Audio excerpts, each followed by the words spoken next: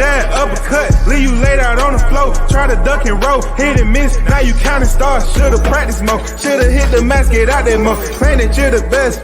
You gotta show me, son. Actions over words, baby boy. Is you real or what? Talking way too much, world come. Back sports, talking way too much, world come. Back sports, talking way too much, world come. Back sports,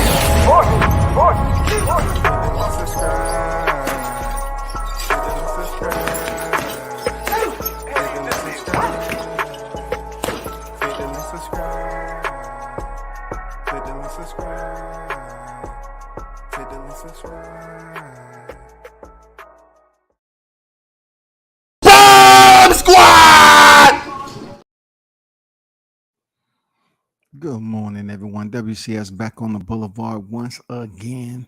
You already know, first in the building, Mr. Gumbo, a.k.a. Hot Grease, a.k.a. Mr. Sucker Free on deck. Salute WCS, my big bro. Salute to you, Gumbo. What's good with it? Hope all is well with you, man, as always. You feel me? I know you out there on the roadways, man. Be safe as always, bro. You know what I'm saying? Keep the head on a swivel. This wasn't a huge or heavy action-packed fight week. We did have Michaela Mayer pick up another victory versus a last-minute replacement. I don't know why she went the distance with the girl, but you know what I'm saying? Hey, it went the distance. It is what it is. And then you had Zhang versus Joyce. And, you know, Zhang, I'm not going to lie to you. Zhang, I was a little bit impressed on him sustaining his cardio and being able to land the power shots the way he was without taking punishment. He pretty much made Joe Joyce, you know, wear that fight. He swelled him up real good, man. And he wasn't even as active as Joe Joyce. You know what I'm saying? That's where it comes down to quality versus quantity. Joe Joyce had the quantity, but Zhang had the quality. When he actually got off with his power punches, he made him work. It was accuracy. He lined him up. It was surgical.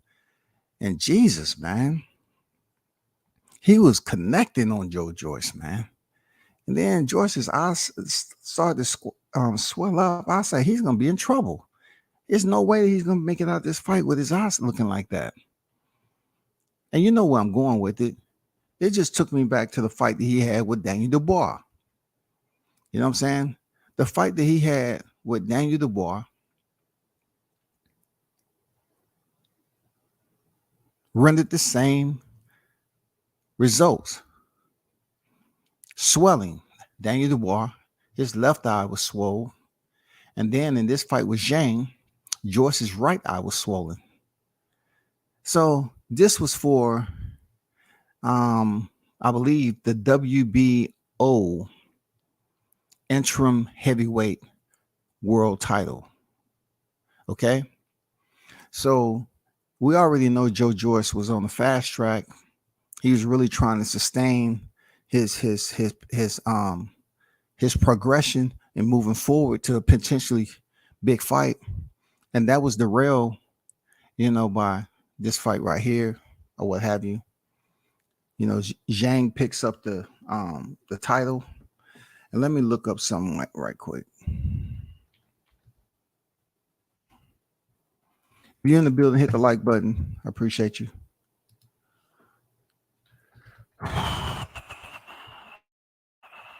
Let's see.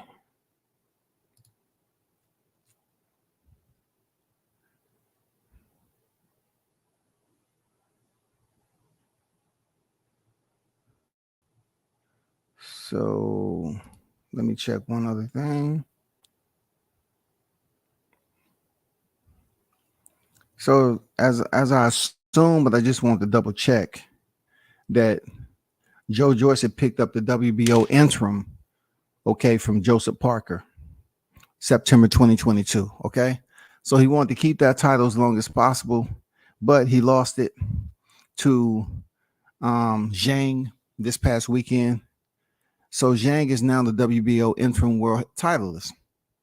So I put it out there that him and Daniel Dubois once fought, right? Dubois is sitting with the WBA Reggie. So he has the Reggie. I mean, I think at this point in time,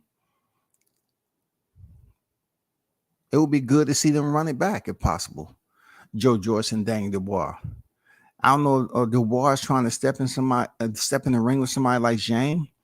That's a big dude, and we all know that Dubois had issues with defense the last time he stepped in there with Joyce. Would he have the same if he was to step in there with Zhang? Do he really want to smoke with Zhang right now after what he did to Joyce, a fighter who defeated Dubois? I mean, that's just for conversation, real talk. That's just for conversation. Who knows? I couldn't really tell you. I don't know. Shout out to Andrew Charles on deck this morning. What's good with it? Salute to y'all. Big Blunts and Boxing, the GOAT in the building, man. He said Joyce got destroyed. He did, man. His eye got destroyed. His confidence got destroyed. And I was speaking about it earlier, quality versus quantity. Joyce was giving the quantity. He was just punching and punching, really wasn't sitting down on, his punches, or he was sitting down on it. Not to me. It's just like he wasn't applying power on some of them. You know how they tell you to hit the bag, pop, pop, pop, pop, pop, pop, pop, and then, sit down on a 1-2 combo or hook to the body.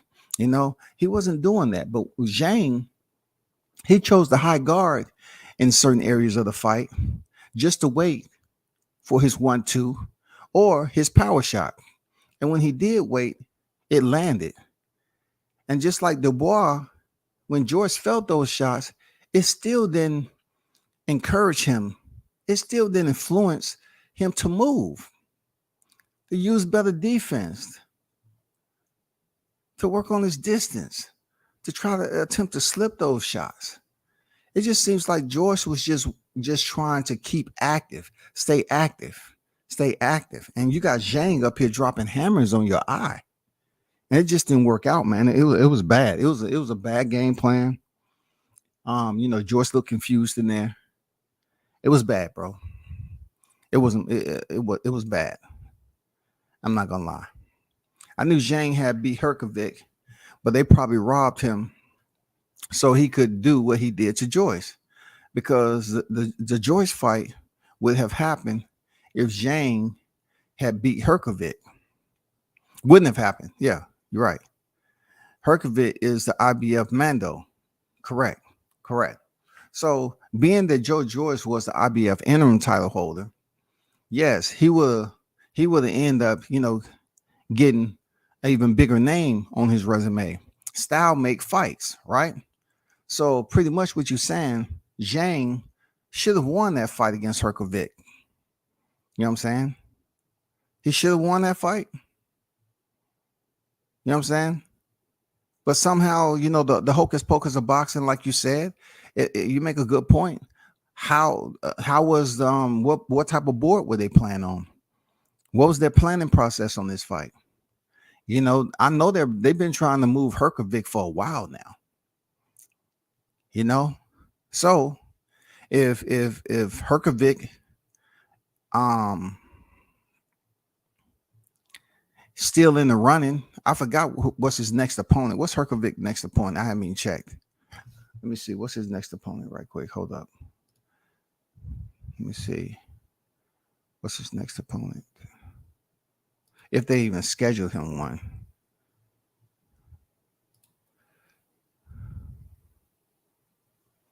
Yeah, they haven't even scheduled him one. So I'm pretty sure there's going to be them crossing paths. You know what I'm saying? Them crossing paths.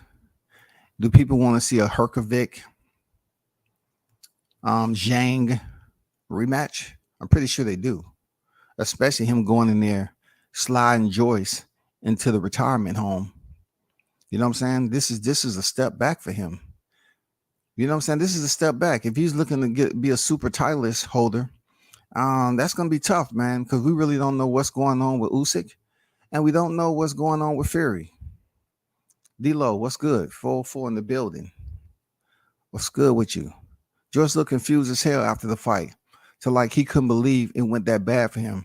Yeah, he kept on saying the same thing over again, and I don't want to make excuses for Joyce. He might have had a somewhat difficult training camp. There might have been confusion. There might have been something going on backstage that we don't know about when the curtains open.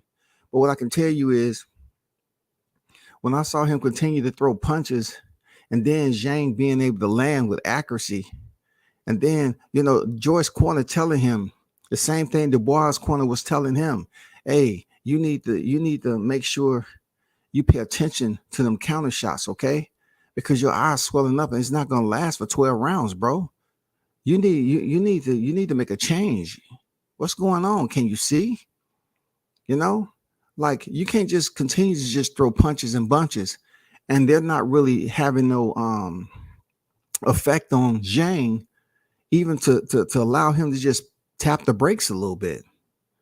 You know what I'm saying? Those punches wasn't even getting him to move. He wasn't even changing lanes on your ass. He wasn't even trying to reset. He just knew you was gonna throw punches and bunches. All he had to do is wait for the right time, and then throw 1-2 or one of his power shots. They land, and then shot after shot, that eye started getting worse and worse.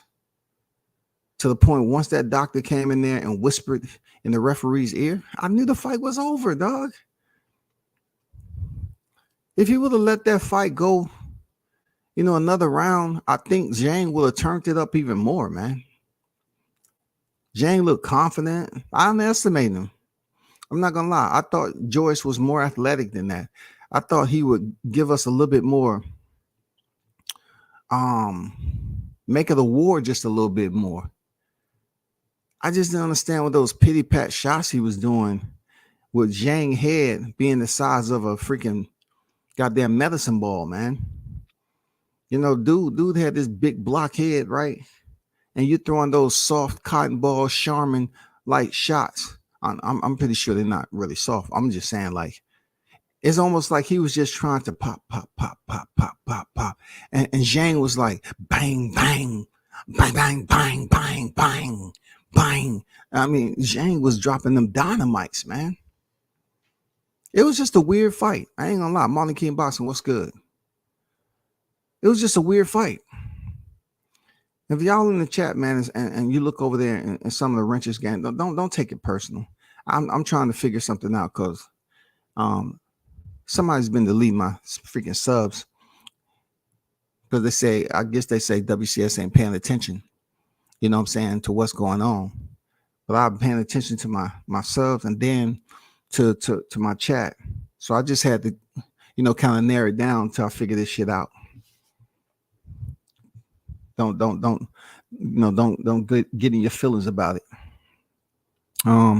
It's like a peekaboo match. Joe Joyce might be legally blind for seeing it coming. He might, man, because it wasn't like Zhang was, a fighter who possessed this superpower. He wasn't super fast. He wasn't super powerful. But as a heavyweight, I will attest that Zhang hits like a heavyweight. Zhang has power now. That big shit. Zhang has power now. That big mouth, he ain't nothing to play with, dog. Goddamn China's on, bro. Goddamn Zhang probably freaking, was a bouncer at several clubs in China. They see that big mouth. No, hell no. I ain't messing with him. 25-1, 20 knockouts. Man, come on, Zhang. Hey, man. He hits like a heavyweight. He has just enough power, just enough size and strength to hit like a heavyweight. Joe Joyce, to me, he wasn't punching like a heavyweight yesterday. He was just pop, pop, pop, tap, tap, tap. Like, bro, you're not going to get his attention like that. I'm not going to lie. I thought Joe Joyce was trying to, like, wait till the mid rounds or really try to start applying pressure. But I said, nah, that's out the window because his eye is messed up. Like his eye is not giving me the vibes that he's going to be able to compete to mid to late rounds. It's not giving me that vibe, man. It's giving me vibes for an early stoppage. It's giving me impairment, visual impairment. You know what I'm saying? It gets to the point where you see a fighter take a little damage. Okay, it might be a bloody nose, bloody lip, but they keep coming on stronger and stronger and stronger. I thought that would be Joyce, but it wasn't. It wasn't, bro. Let me get to the live that was left up. I deleted the live, man. I just want to leave the thumbnail up so I can be on record as giving the 1 year anniversary, the commemoration. I just wanted to pretty much let the people know that WCS has, I put the thumbnail up there, April 16th. This is the 1 year anniversary, Spence versus Ugas. Why I feel it's important to reflect upon this, especially knowing that we haven't gotten the fight, is that was the third belt that Errol Spence picked up to complete the trifecta. All right. Everybody was waiting for him to complete the trifecta. He completed it. You know what I'm saying? He beat Kell Brook for the IBF. Okay. The same belt that Kell Brook had previously of Sean Porter, he was able to fight Sean Porter for the WBC, which he beat Danny Garcia in a vacant welterweight world title fight. All right. So moving on, this is where it got a little shaky. You know what I'm saying? First of all, Manny Pacquiao was put in recess, and he didn't even fall within the policies and guidelines of a fighter being on recess. He didn't. So some moving and grooving happened in between time. And with the WBA title and everything like that, people thought they was going to give Manny Pacquiao back the title once it was removed, but they didn't. Right? The situation even took a what type of turn I wanted? Took a drastic or a sudden turn when we thought Errol Spence was going to fight Manny Pacquiao, which I looked at the fight like this. Manny Pacquiao is extremely, older, right? Past his prime. He has been stopped in his career, but for some reason, his name still had value to it. It still had value because he went in there and beat Keith Thurman. So it still had value. Keith Thurman was a younger fighter. So when that fell out for Errol Spence, a lot went through my mind. I said, well, something else is going on. Like he's still broken up from the accident, right? So that fight fell apart. It didn't happen. In the meantime, Ugas, he gets the belt via email, and he gets the shot at Manny Pacquiao.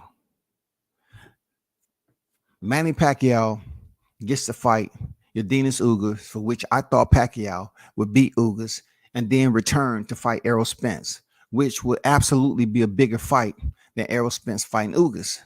But at this time and this place, for the fight fans, they really don't care who would have fought for the WBA title. All they wanted to see if Errol Spence is going to pick up this WBA title. That is it. They didn't care if it was Ugas. They didn't care if it was Pacquiao. But being that Manny Pacquiao's name still has Wall Street applicable, you know what I'm saying? His application still has, valuable stocks to it, right? If he would have fought Errol Spence, nobody wouldn't have cared about how old he was because they still find him competitive. They still find him competitive based off, at this juncture in his life, he was able to defeat Keith Thurman and drop him in the first round. You know what I'm saying? So when Spence found out it was going to be Yordenis Ugas last April, they stepped into the square. The fight was pretty crazy, to be honest with you. A lot of people was trying to downplay what they was witnessing. We was witnessing a fight that could have been all bad with a different referee, a referee that would have let them just fight. You know what I'm saying? The wild part about the whole changing of the momentum came when Errol Spence's mouthpiece was knocked out. And at that time, being on the elite level that Spence is, somehow Spence went looking for the mouthpiece. Now, I was thinking about it. I say, maybe he went looking for the mouthpiece because he didn't know if any of his teeth has been knocked out, because he had teeth replaced. So with implants, your teeth can be knocked out. Real talk. Like even Bernard Hopkins, he has a prosthetic. You know what I'm saying? He has a prosthetic that he put in after he fights for quite some time when he was fighting. I don't know if he got it now. He might have changed it, but he used to take it out and put his mouthpiece in. But at the end of the fight, you can see him remove the mouthpiece and put his, prosthetic back in. I was saying, I think that Errol thought maybe something more came out of his mouth than the mouthpiece. So he wanted to go searching for the mouthpiece. Or it could have been the damage that he received, that he just wasn't, paying attention to what he was doing. Like, if your mouthpiece is dislodged from a punch, the referee should be able to stop the fight, call time, and find out where your mouthpiece at, and then call time for the fighters to continue the fight. So at that point, Yordenis Ugas was having success with EJ. And then we seen what happened. He stopped fighting, got beat up, and Errol Spence ended up picking up the WBA title. Now, I know I don't say a lot of delightful things when it comes to, EJ, but you have to commend him for picking up the 3 straps. Okay, you have to commend him for picking up the 3 straps. He did in fact pick up the 3 straps from 3 different champions. He picked up the 3 straps from 3 different champions.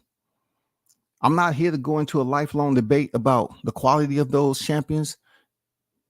He did pick up 3 world titles from 3 different champions. And his first title, he was successful in going to the backyard of Kell Brook and picking up the title.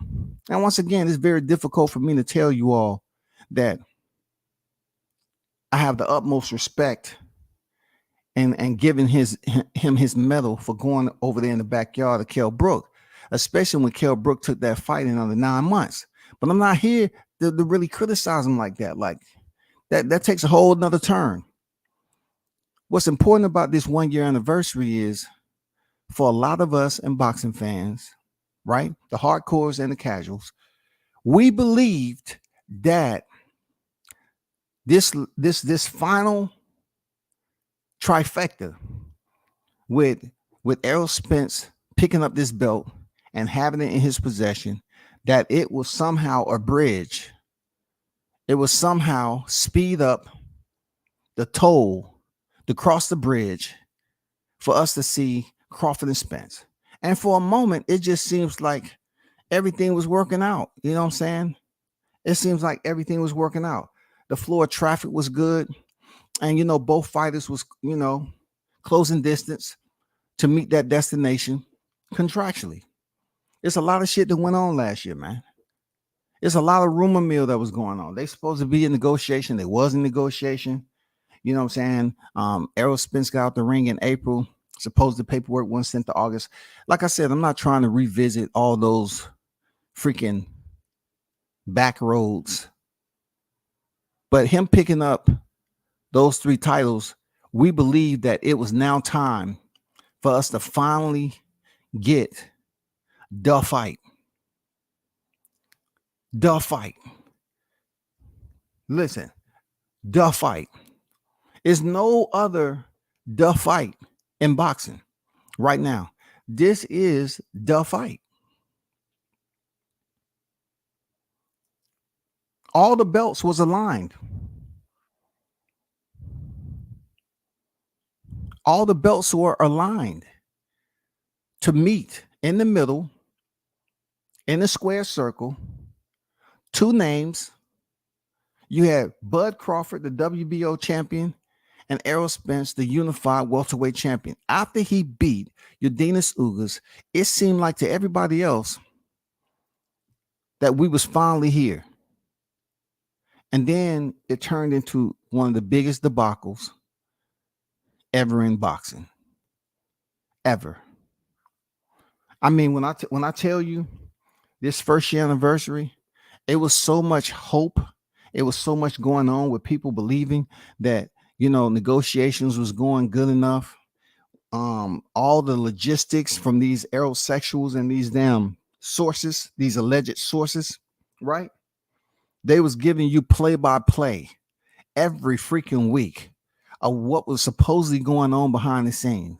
So people was getting more and more confident that this fight was going to take place this year. It seemed like that from these people because they was look, you had people driving home from work running stop signs and shit, running through intersections. When these lies was going on, there was people in their vehicles listening to these individuals who had the sources and the admin logistics and the liaison and all the contact information. They was giving you play by play. First, they say the fight was agreed to everything, and then they turn around and say it's something else that needs to be agreed upon. Last time I checked, if they say agree to everything, what else is it? You know what I'm saying? So, the 65-35, look, that was being replayed over and over again in the YTC. Over and over again. They drugged the 65-35 round over and over again. And the good thing about it, this was a time and moment that Crawford was not with a promoter, but yet he was showing his face over there. Hold on for a second.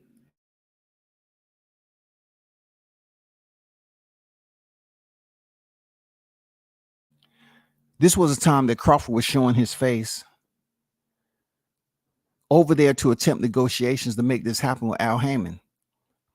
And, I salute Crawford for doing that because he didn't have a promoter. He was criticized for being with Top Rank. He was criticized when he wasn't with Top Rank. And he was criticized for going over there attempting to negotiate without any type of promoter. We call that good initiative, good judgment. You know what I'm saying? Good initiative. He attempted to go over there and make this fight happen. He has shown that he is willing and able to try to make this fight happen back then. But as we all know it, none of it came to fruition. None of it materialized to the point where Mike Coppinger, Keith Idec, Dan Raphael, any of these big names that release information, none of them released, even Brian Custer, none of them could release the official fight date and that the announcement would be here. It was always, it's looking and it seems it's nearing, all those words that left you in doubt. You know what I'm saying? We was looking for the words to seal the deal. They was putting out words that was basically leaving just a little window not to confirm. It hasn't been confirmed, but it's looking, it's nearing a possible date. So being that a lot of people were staying close to the situation, it never happened, people. It never happened. And it seemed like the perfect time for it to happen. This year in 2022, it was the perfect time. Both fighters without the ring, ample amount of time.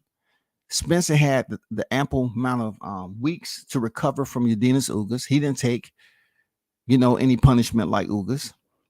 And 2022 was the time for that fight to happen. 2022, real talk. It was it. That was it right there, bro. Nothing else to be said. 2022 was the grandest of them all for this Terrence Crawford and Errol Spence fight to take place. It was perfect. It was near the end of the year. It had been moved from October to November. You know what I'm saying? People was just waiting for the date.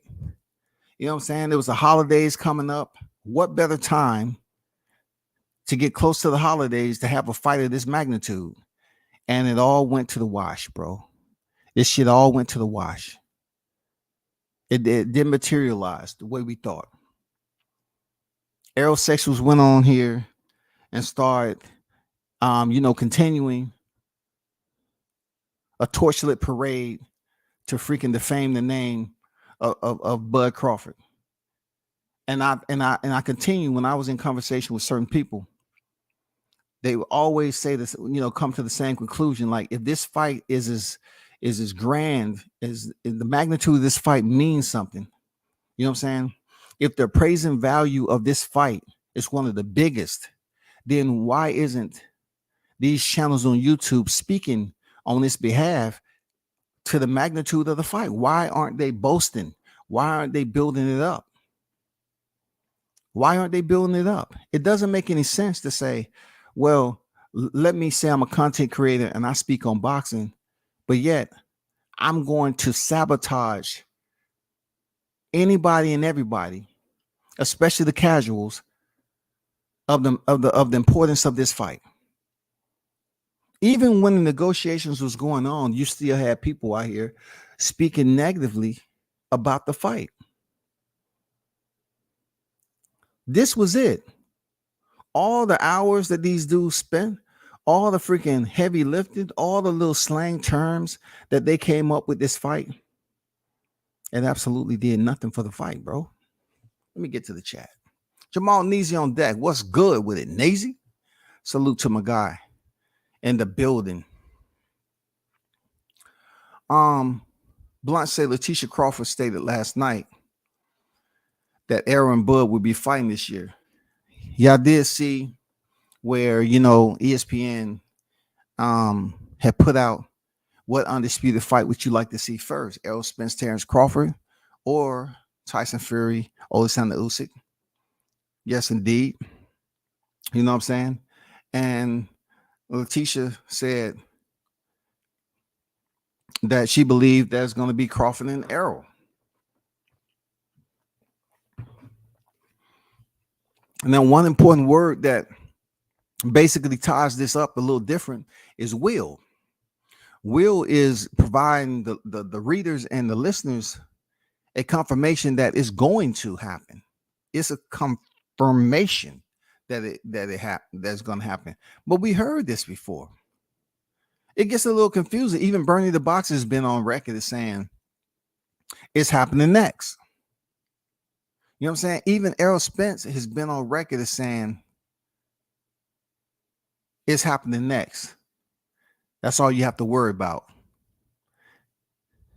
It may don't quote me verbatim, but it says it's happening next. That's all you have to worry about. But nothing has happened, man. Nothing to this point came to fruition about this fight.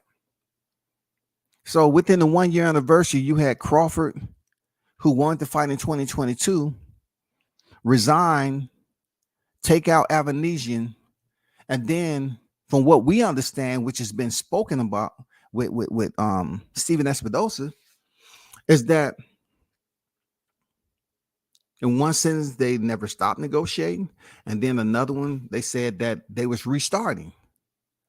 I put this tweet out there that they was restarting negotiation. You know what I'm saying? This right here, they said they was restarting negotiation. So you really don't know what to think.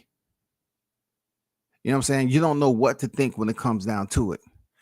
They said reportedly set for June 17th.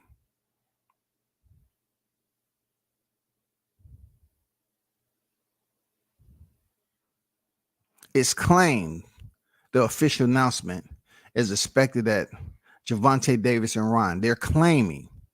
So this is one of those deals where they're insinuating that this tweet right here bleeds over into this tweet of Gervonta Davis and Ryan Garcia.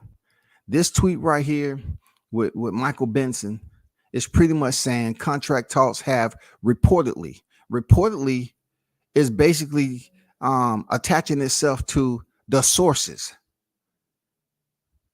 When they sit up here and say reportedly, that is just another word for these content creators on here, especially the aerosexuals, to validate their sources. It's been reported. Who reportedly? It just leaves you outside of the liability of putting out fake news. You know what I'm saying? Crawford contract talks have reportedly now restarted.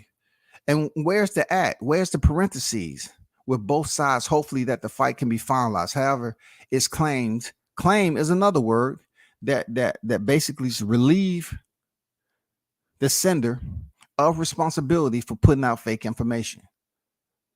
So you have claimed and you have reportedly.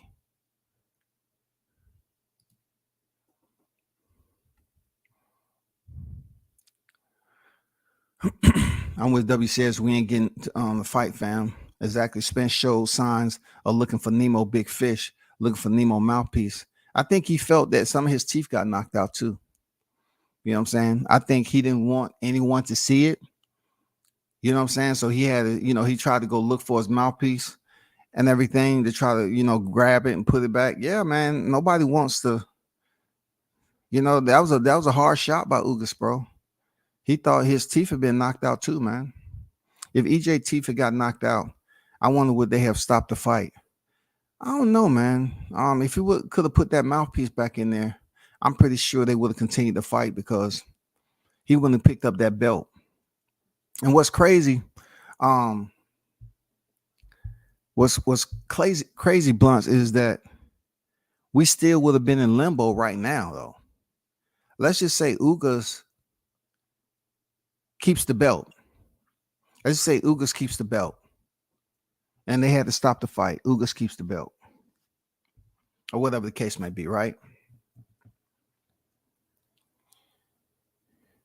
Would Crawford even had an opportunity to face Ugas for the WBA title? Or they would have just prolonged it? It would have been messy. Because if by chance that belt wasn't able to change hands, knowing that they didn't want Ugas nowhere in this equation for undisputed, would they have could Bud been able to close the distance to sign up a fight with Ugas? We don't know what the contract details were with Errol Spence and Ugas. Did they have a rematch lined up in there? Whatever the case, I doubt it because Ugas didn't get no rematch.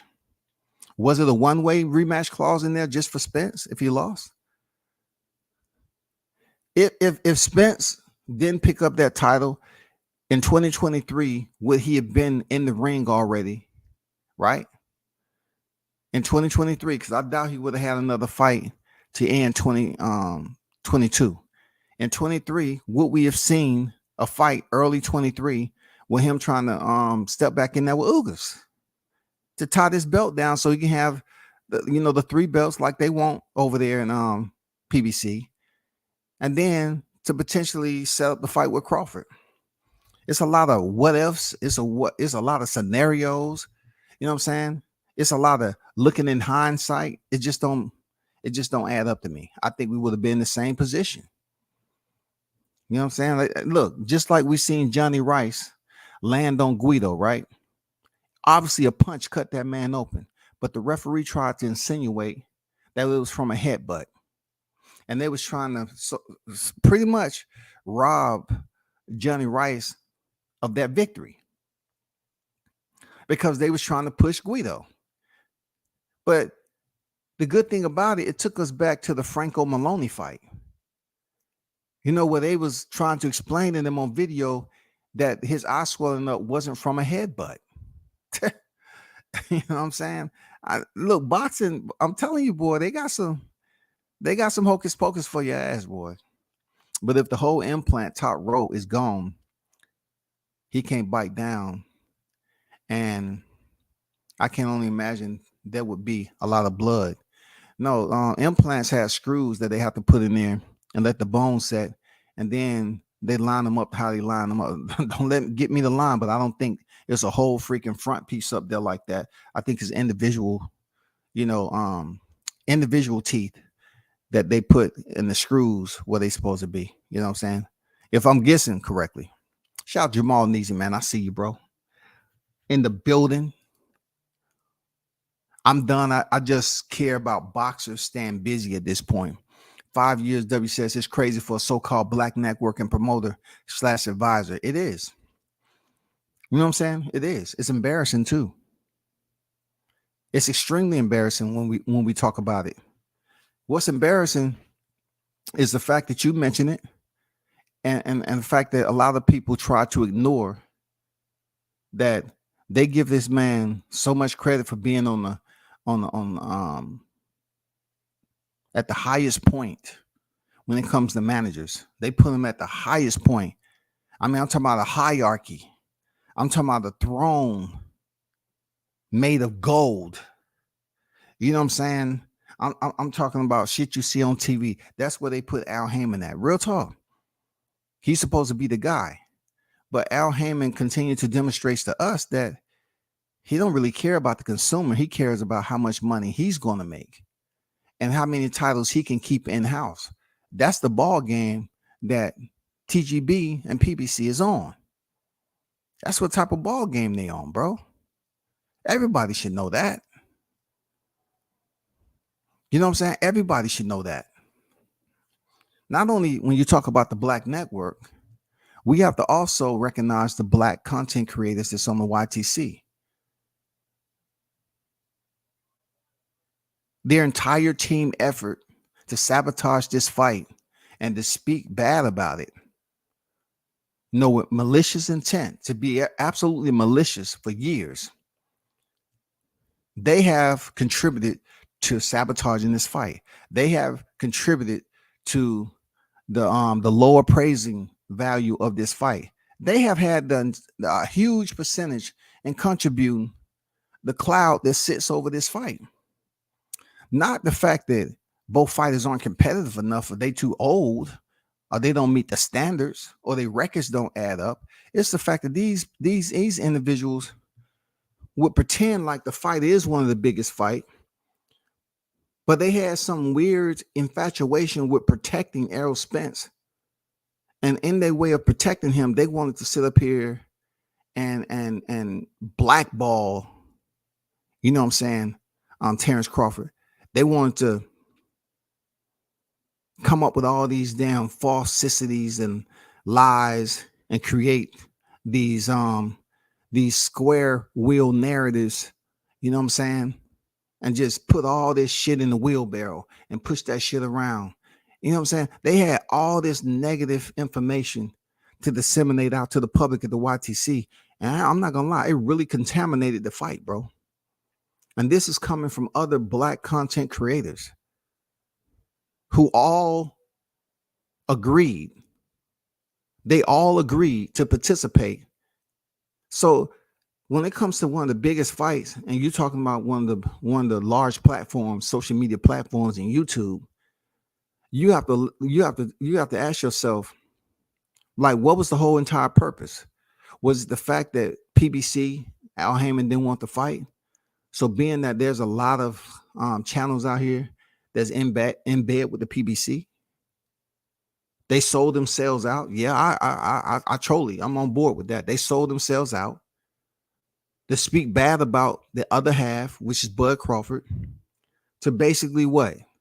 Deter people from wanting this fight to happen.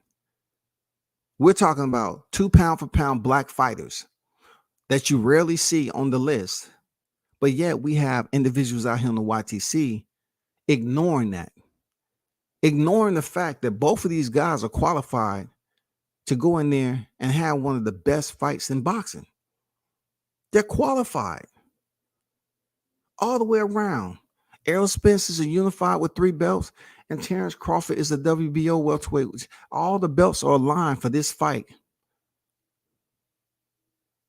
to give us what we thought it always would be. I know we can't get there because of false narratives has been pushed, man. You know what I'm saying? The false scenarios that's been put out there, the lies that's been created on Terrence Crawford. So to go a whole year, to go an entire year, and we're still we're still nowhere closer than we were last year.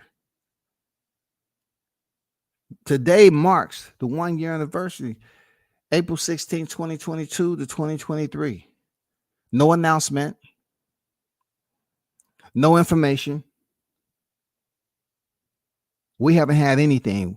People still out here waiting. There hasn't been any information, somehow, some way, this year from the aerosexuals of the liaison that they've been reaching out to their sources and their people.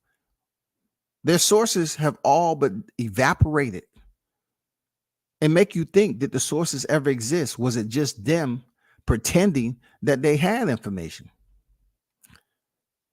Your sources just didn't retire all at once. 2022, they have did 30 years of faithful service, and now they retired. Now they start. Now the aerosexuals and those clickbaiters, they got to start over from scratch, trying to go out here and scout for new sources.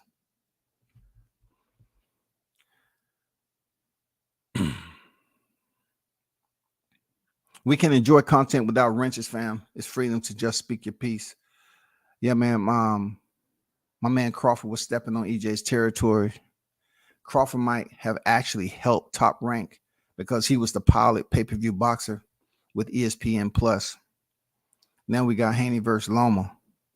Exactly, because we have 4 undisputed in 2022. Called it the golden year. Salute WCS in the chat. I'm getting a splint, bro. 4-wheeling got me yesterday. Oh, shout out to the quads. You know what I'm saying? I enjoy motor, the motorbikes, man. The quads. You know what I'm saying?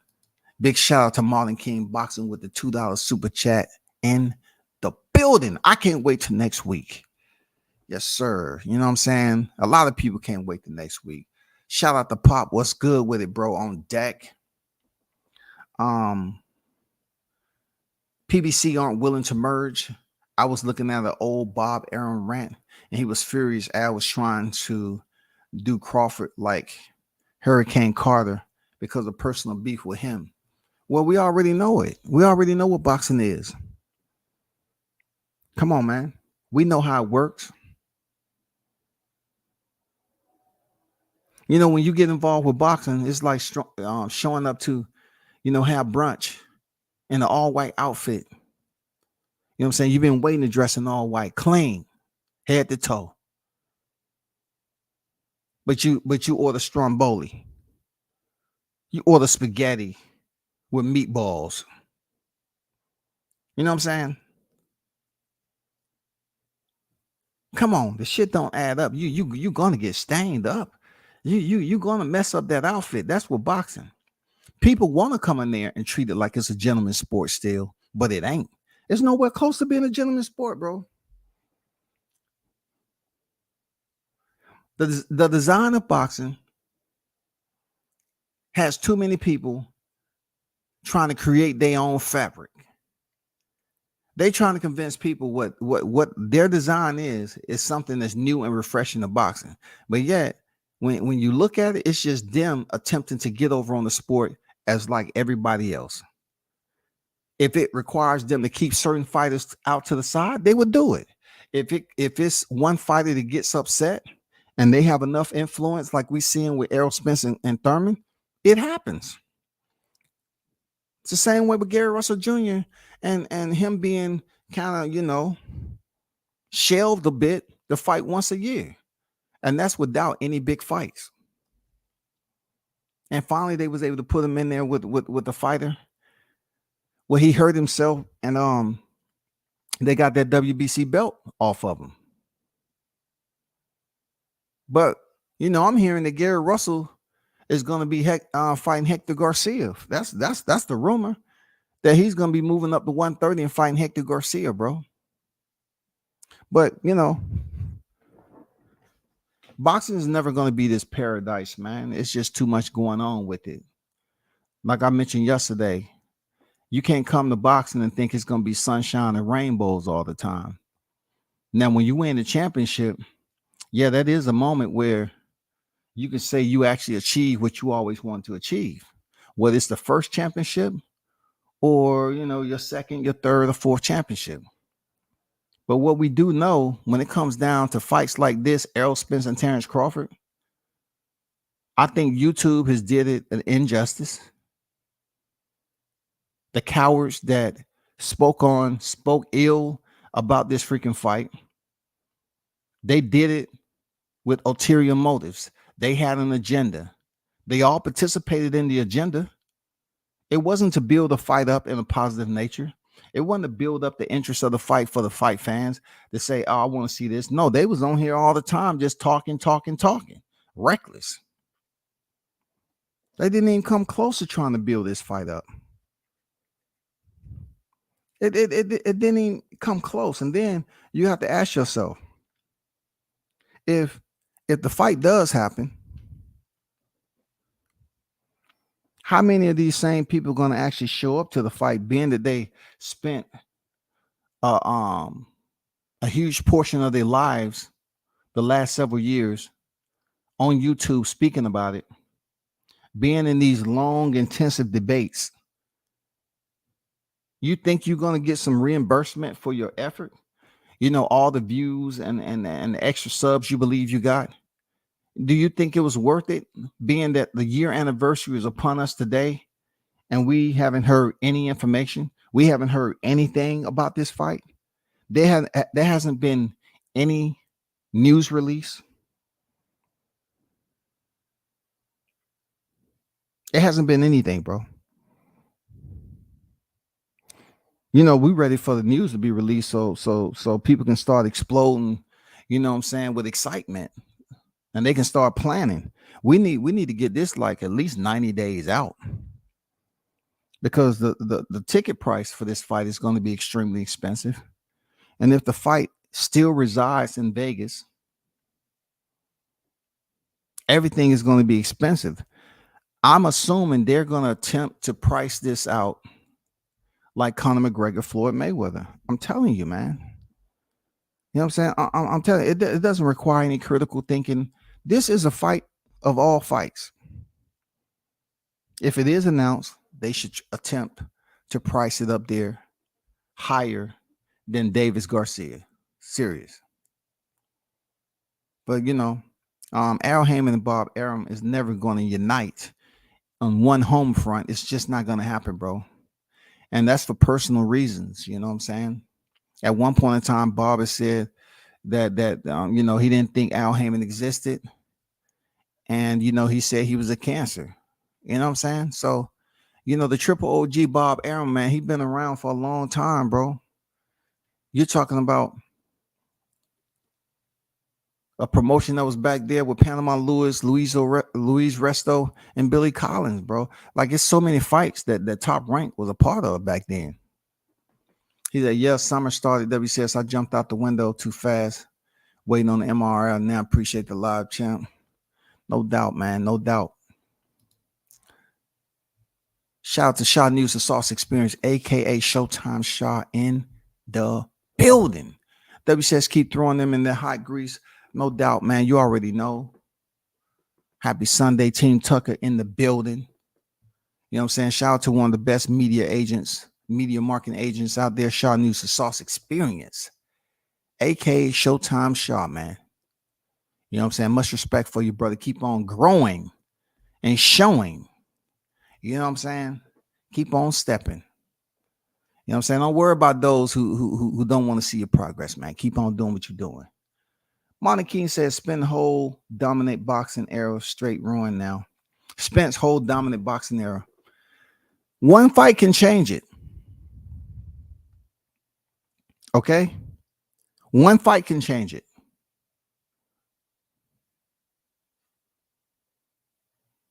One fight. He needs one fight. So if Letitia Crawford is spot on, and we've been basically identified, the YouTubers, of not knowing what we're talking about. Look, not knowing what we're talking about. Acting or pretending like we know what we're talking about. I mean, we've been pretty much put in that box, like, just like I talk about, like fake information, assuming, keeping these boxes name in your mouth for clicks and views and subscribers, right? We have been accused of that because I'm on YouTube. I don't consider myself a YouTuber, but we're on YouTube. Okay. I look at it like this. If these fighters do not want us to assume, right, it would be good if they would just allow us a little bit of information. So whoever their leaking point, whoever their leaking personnel, you know what I'm saying, the plug to leak this information, they should allow that person to leak the information and don't put out subliminal tweets.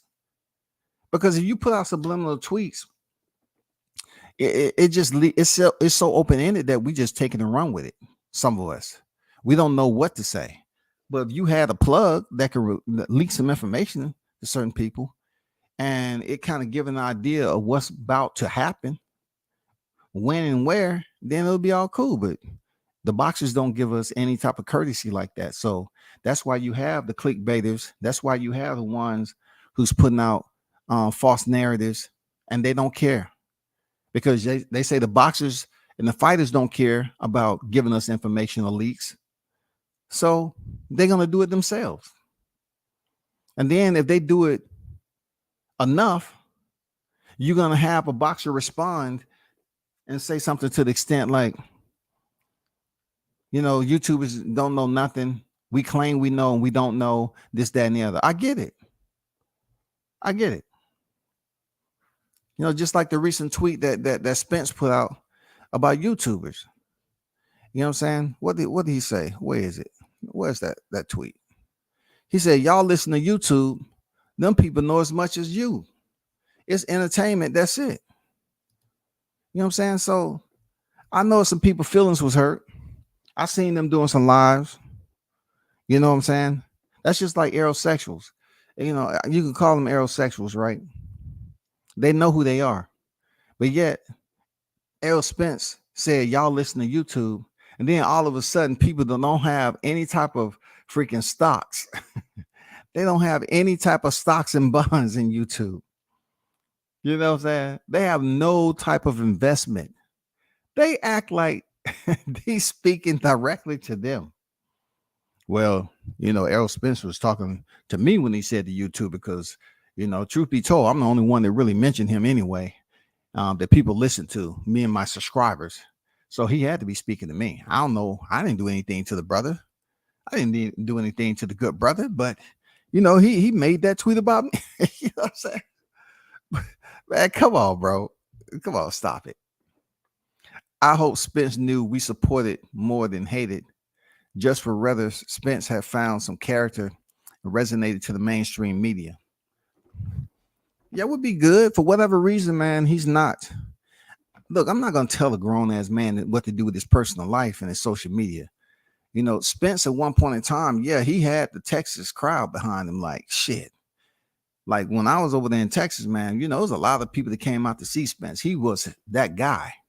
Over there in Texas, man, he was that guy. Spence is not a global guy.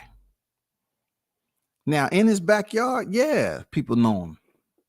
But also, when they know him, they know about what he do outside the ring. So it's good up to a point, like how you get away with shit when you're younger. But when you get to the point where you're trying to solidify your legacy and you get yourself in a situation that people think you're no longer capable of solidifying your legacy, they no longer capable thinking you can be the best there ever was, the best there ever will, the best there ever will be. You know what I'm saying? I mean, then people start falling off, bro. People start falling off, man. I ain't making this shit up. People start falling off. But on this year anniversary, do y'all ever think about, you know, all the live streams that was did and how much those aerosexuals spoke falsely or misled the boxing public? More so to the point of creating incorrect impressions about Bud Crawford, an important role player in this in this tandem. He's an important role player. Crawford is an important role player. He's the WBO champion. So when you assume that they will get on here and release information to build up the fight, to build up both fighters, it didn't happen, did it?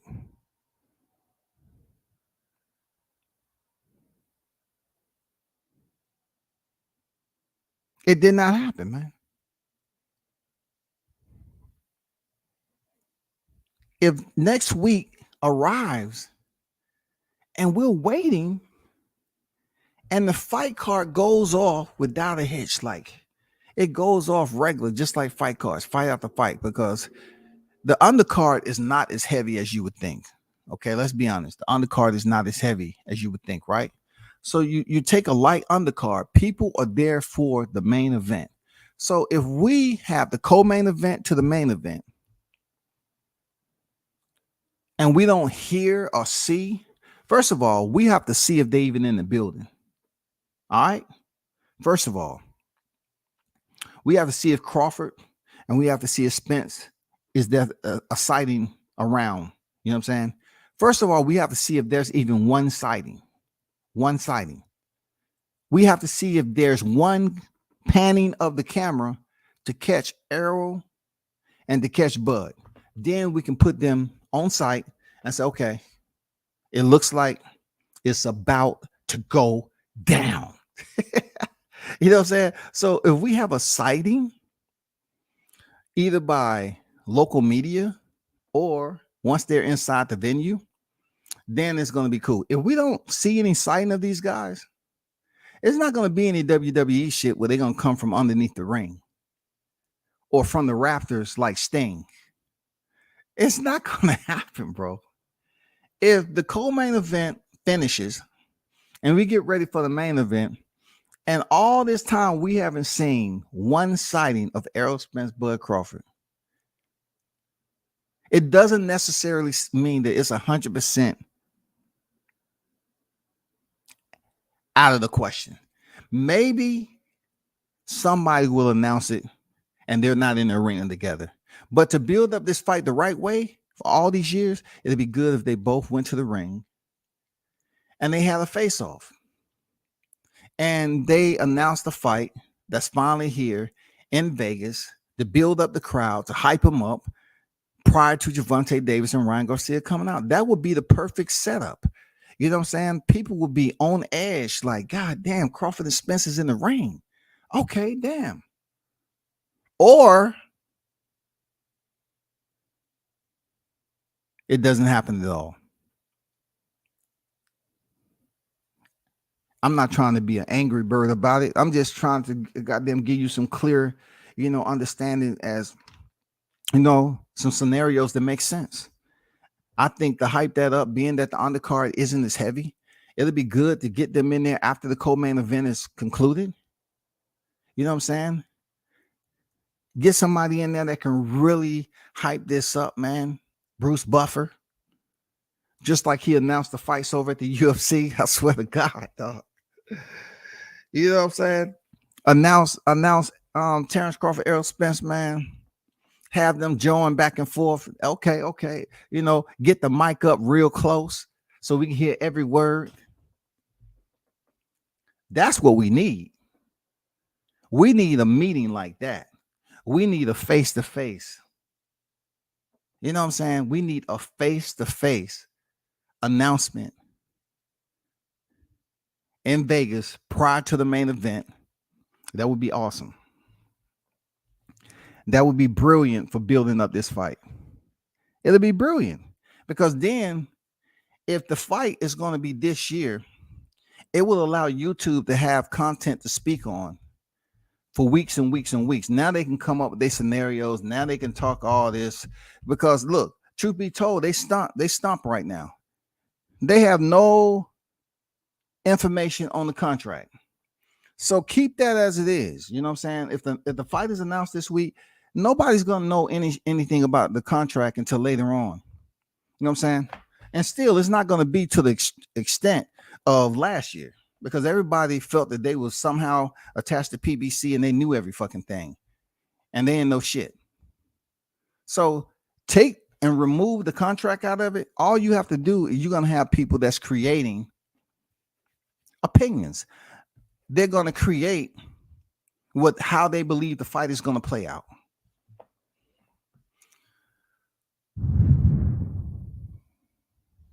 The entire box community should have spoken to them powers to be and demanded as a whole. The PBC they still on the same shenanigans. Shout out to Bret the Hitman Hart. Yes, sir. The best there is, the best there was, the best there ever will be. Yes, sir. Shout out to the Hart family. Present the fight professionally at the Garcia First Tank. Spence said 2 weeks, but instead we get crumbs of the same saga. Well, Spence kind of said that he's non-apologetic about his inactivity. Hopefully it'll make sense in a few weeks. A few weeks is definitely more than 1 week. You feel me? So we don't know how many weeks. You know, when it comes to Spence could be talking about freaking 100 weeks. A few weeks doesn't put a cap on it and say, no, he's not talking about 2 weeks. He's talking about 88.5. Yeah, weeks. That's a few. Seriously. Yeah. I mean, look it up. A few doesn't designate, 2 to 3 when you're talking about anything. It does insinuate more than one. So we don't know where he was going. We don't know what Spence was going with it. He said maybe it'll make sense in a few weeks, bro.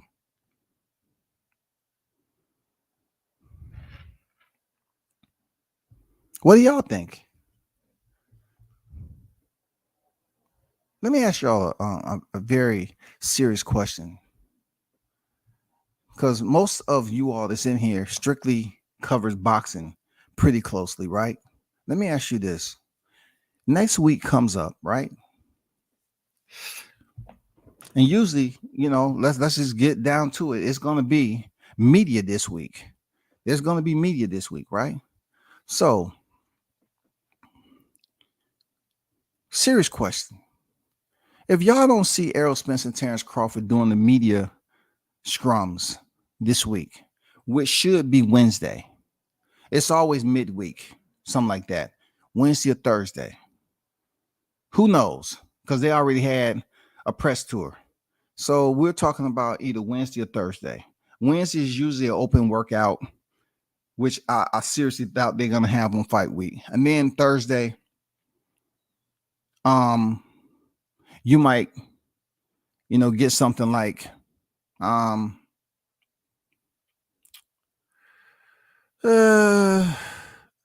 don't know. They might give them a day off, but they have the open workout. One fighter might take Wednesday, other might take Thursday, but most of the time they have them on the same day. All right. So I don't think it's going to be another big press conference at all for this fight. So you get the weigh in, and you haven't seen or heard anything from Errol Spence or Terrence Crawford being on deck. One is because I'm pretty sure Errol Spence doesn't have any fighters from B&B that's on the undercard. I'm assuming. Don't quote me on that. And then I can say the same thing for Spence. I don't think he has any fighters that's going to be on the undercard or any of this, right? So you have to look at it. It's still a PBC fight. So, serious question. If we get to the fight night and there's no news, I'm talking to the ones who cover boxing, who are pretty much committed primarily to covering boxing. If you don't hear any information this weekend about Errol Spence and Terrence Crawford, do it take you to a point of frustration where you're just going to say, F it, I'm done with it?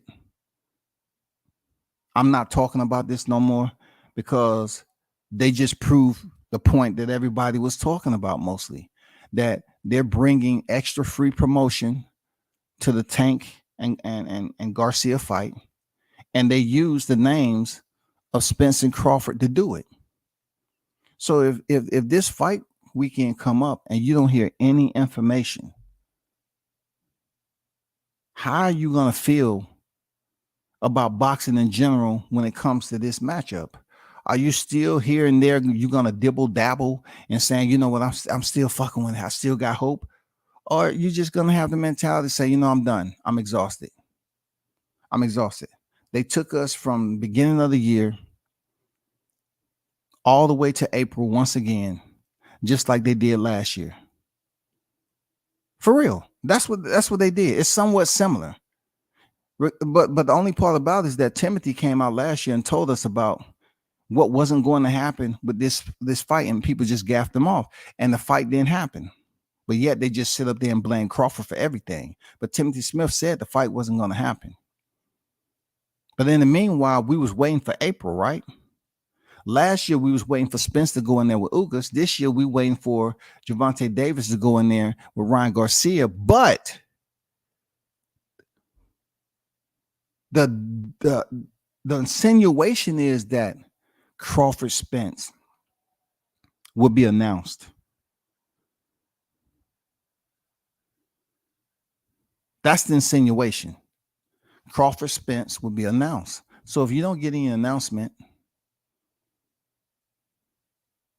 how are you going to feel inside? Have y'all went to Lowe's and purchased enough duct tape to put around your broken heart? Have you did that yet? Have y'all already set a budget aside to go purchase some Gorilla Glue so you can stop the bleeding and glue those little cracks? You know what I'm saying? Those little seepages that you're going to have to experience if no announcement is made. You know what I'm saying? How are you going to stop the bleeding, protect the wound, and treat for shock? How are you going to do it, people? I just want to know, how are you going to do it? Because you're going to need some strong shit now.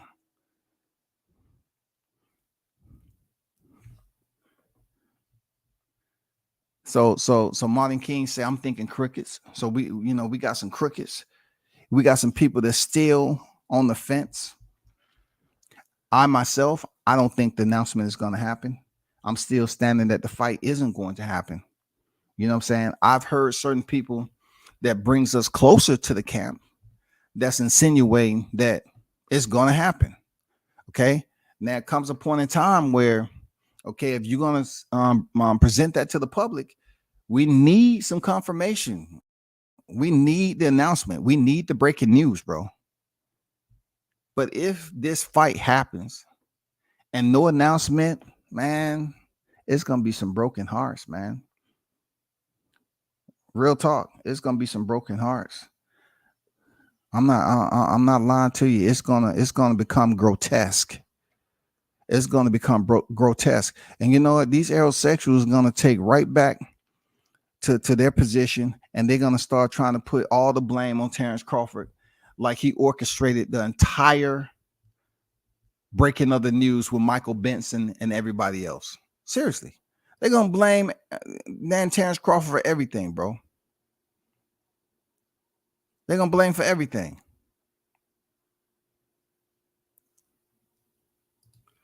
But I don't see Terrence Crawford's name on this right here. I see Michael Benson.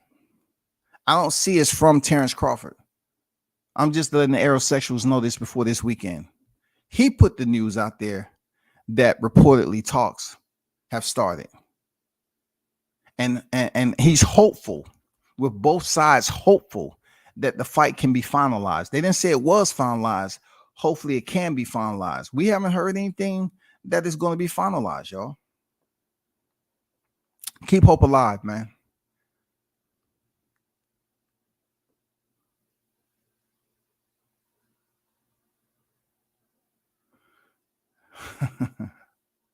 Spence said 2 weeks, but instead, Spence was trying to tell people that in 2 weeks he would be accidentally going live.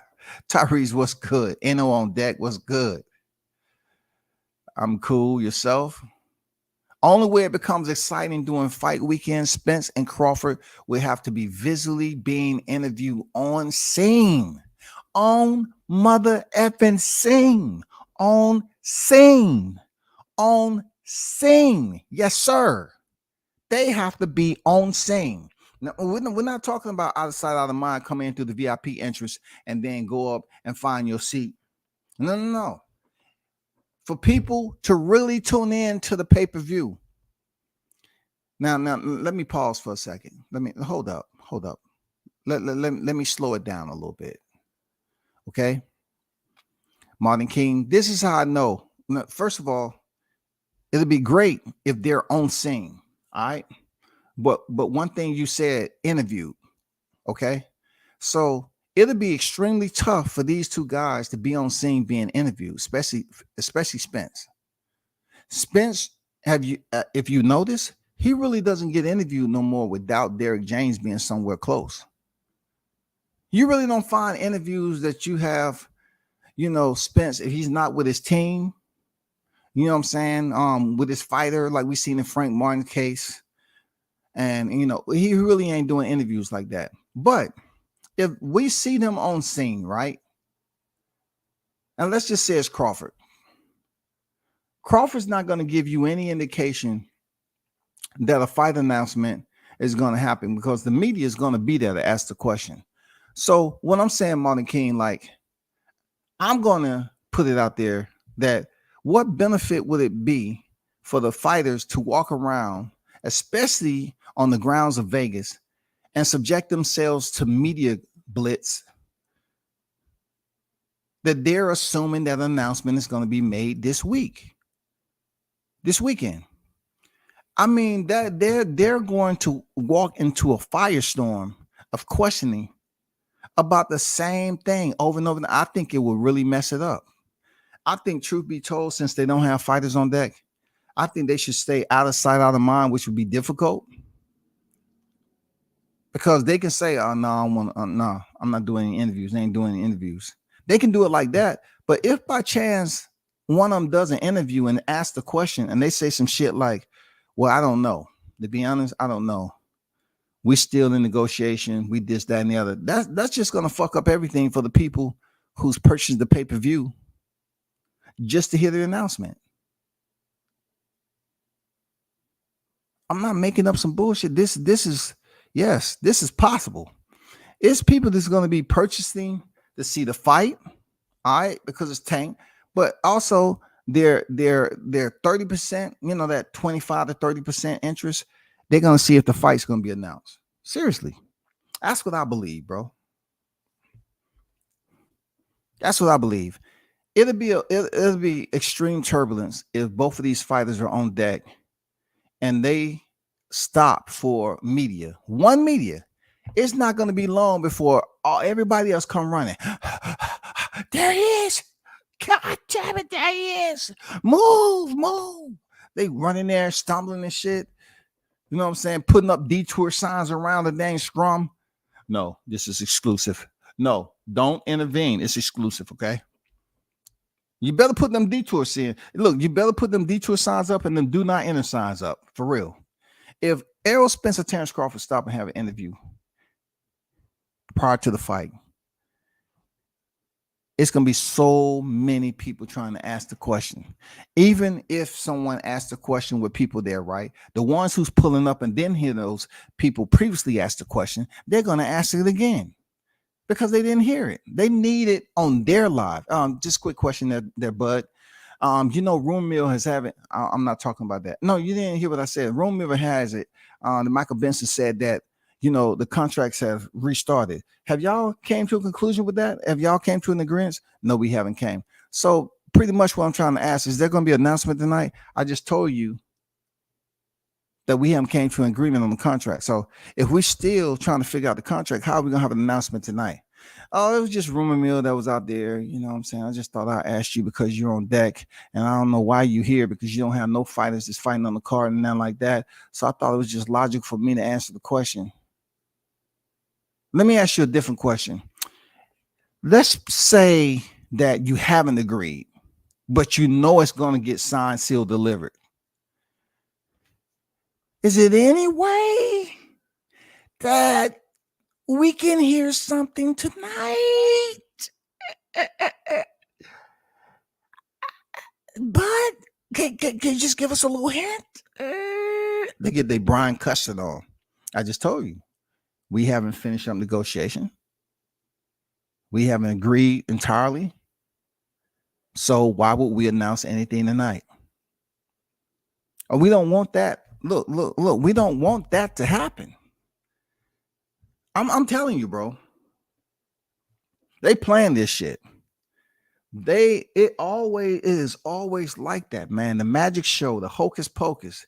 You use other fighters' names to build up a fight. Just like I told you, they used Tyrone Woodley. No. They used Tommy Fury to build up the next fight for Jake Paul, when in fact Tommy Fury wasn't going to fight. It was going to be Tyrone Woodley.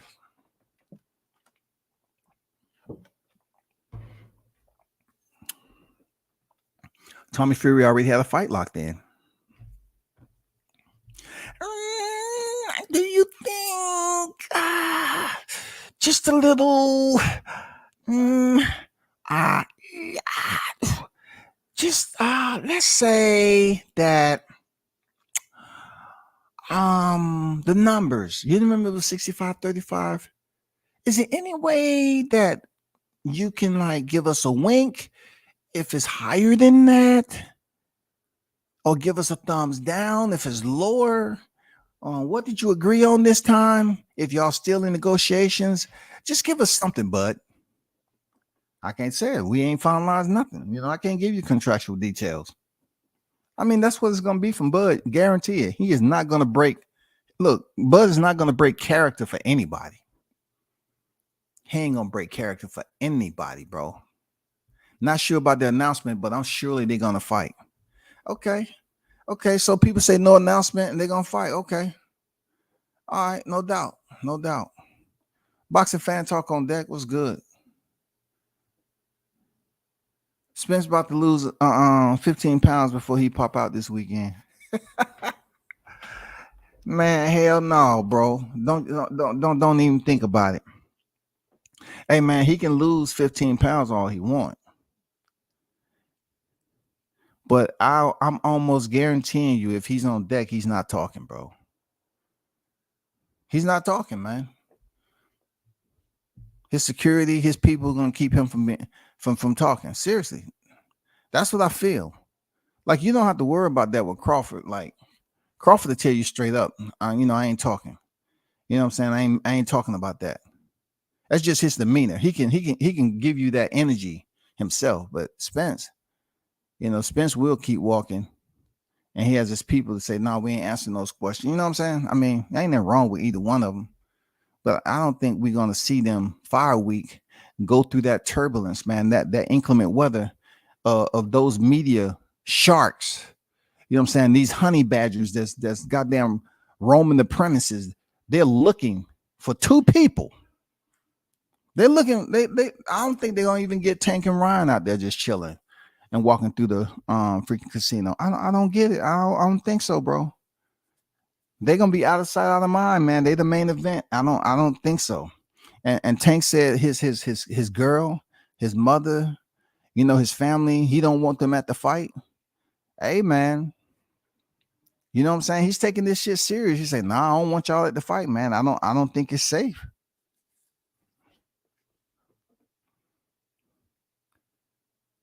Like Bud said, Spence ain't his own boss. Spence is a corporate boxer like Tim Tszyu. Yeah, I mean, solid point made, bro. Boxing is a business. But more so, we have seen Errol Spence prove to us that he is in a subordinate role. You know what I'm saying? He's not making the calls. He can be in the conversation. He can ask questions, but he is a subordinate. Seriously, he's a subordinate. No ifs, ands, or buts about it. He is a subordinate when it comes to doing business over there. He is a subordinate. He ain't coming up here making no rules. He ain't telling Al Heyman what he wants to do. In that case, we'll definitely be able to get more detail as to this fight playing out this week. He's not making anything. He's not out here promoting the fight by telling people, hey, this is what's going to happen. We already seen the tweets he just put out. Did they give you any indication that we're closer to the fight? No. You know what truly would be special if Spence left his entourage away when he was being talked to. Also, it's just talking away a lot. Character over entourage first. I mean, you're asking for a miracle, first of all. You're asking for a miracle. That Modern King Boxing. It is a huge miracle. Why? Because people are going to ask him about that live that he did, and he didn't even know he was live. That's why I say Errol Spencer's not going to come out in public in Vegas. Real talk. He's not going to come out in Vegas. They're going to ask him about how did you go live and didn't know it. What's wrong with you? I don't think we ever seen a boxer do that. And then have the look that you had when you found out you was live unexpectedly. It's not going to, no, I don't think he's going to do that, man. Hell no, he's going to be deep around his entourage, and that's going to be it.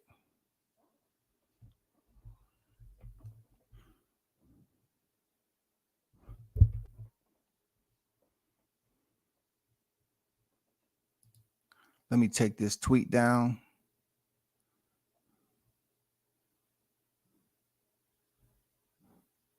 So y'all, this Sunday, I actually kept it light. You know what I'm saying? Shout out to Bruce Gas, Boxing Jazz, some more fame. See you over there. You know what I'm saying? Hold on for a second.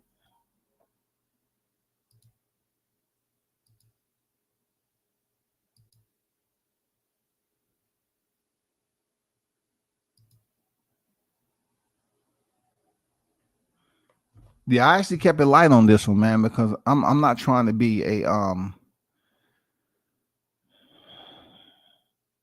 meteorologist this week as if a storm is rolling in. Now I'm trying to keep it, nice and sunny, man. Small chance of rain. You know what I'm saying? A 10% of rain. And I'm not trying to, give y'all bad hope that this week is not going to give us anything on the fight. We're going to keep it positive. You know what I'm saying? We're going to keep it positive. It's Sunday. We're going to say something just ain't right. That's what I'm going to leave you with when it comes to this fight week. Something just ain't right when it comes to this news being released this week. And we don't really know if they're even going to be on deck ahead of time. And then we're talking about, is boxing once again stringing us along to bring more attention to Tank Davis and Ryan Garcia fight? Because this is going to be a PBC TGB affair and a Golden Boy affair. So did they just use the boxing casuals and boxing fans once again for free promo just to get them to pay attention to this fight? And then we haven't heard anything. Nobody had any interviews the entire week. We get up to the co-main event, and then the fighters are announced for ring walk. It's over. It's over. I'm just saying.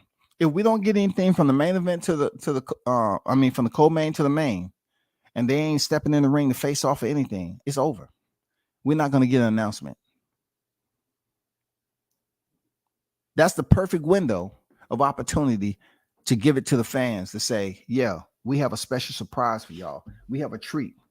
We have 2 pound for pound welterweight fighters that's going to make their official announcement right here, right now. Make some noise.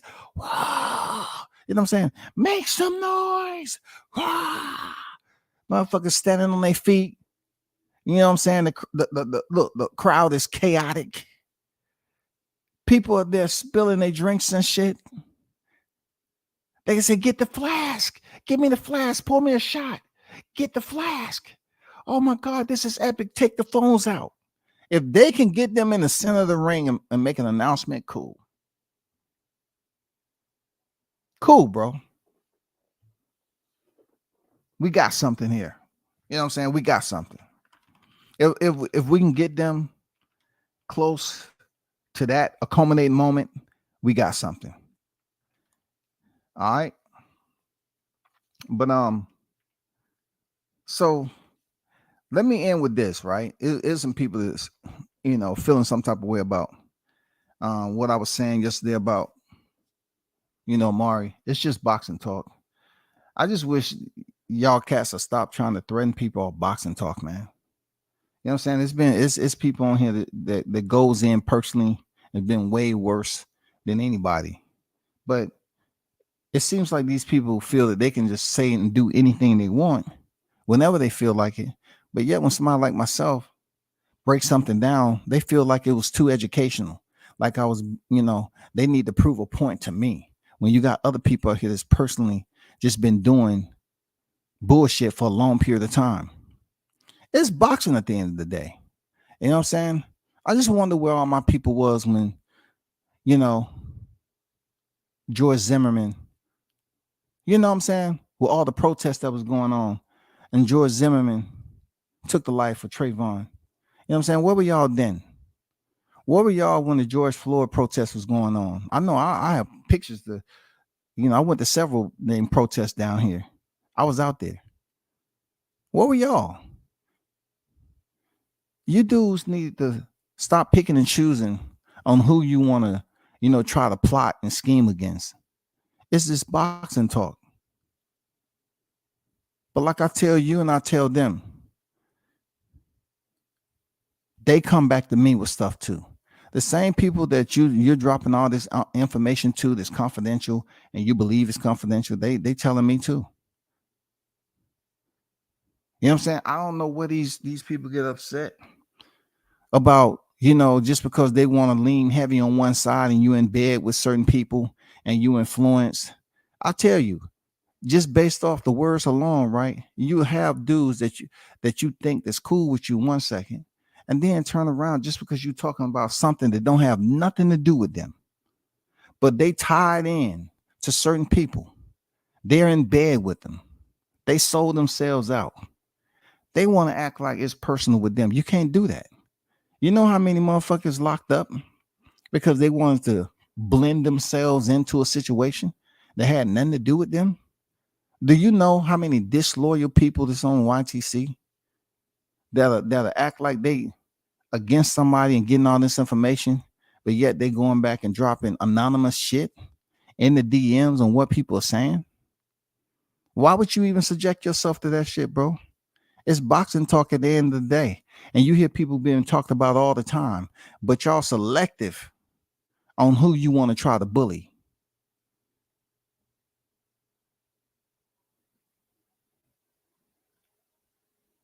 I mean, people claim that they've been following boxing forever, but yet the trash talking shit, right? Don't come up here trying to pretend like the new era has you coming in here like you a saint, like you righteous all of a sudden. People talk shit all the time. People trash talk about competition all the time. You don't have to be a boxer to trash talk. People disagree with Stephen A. Smith all the time. Y'all knocking on his window. Y'all in his driveway. Y'all up here, threatening him. Max Kellerman, he sat up there and said some things.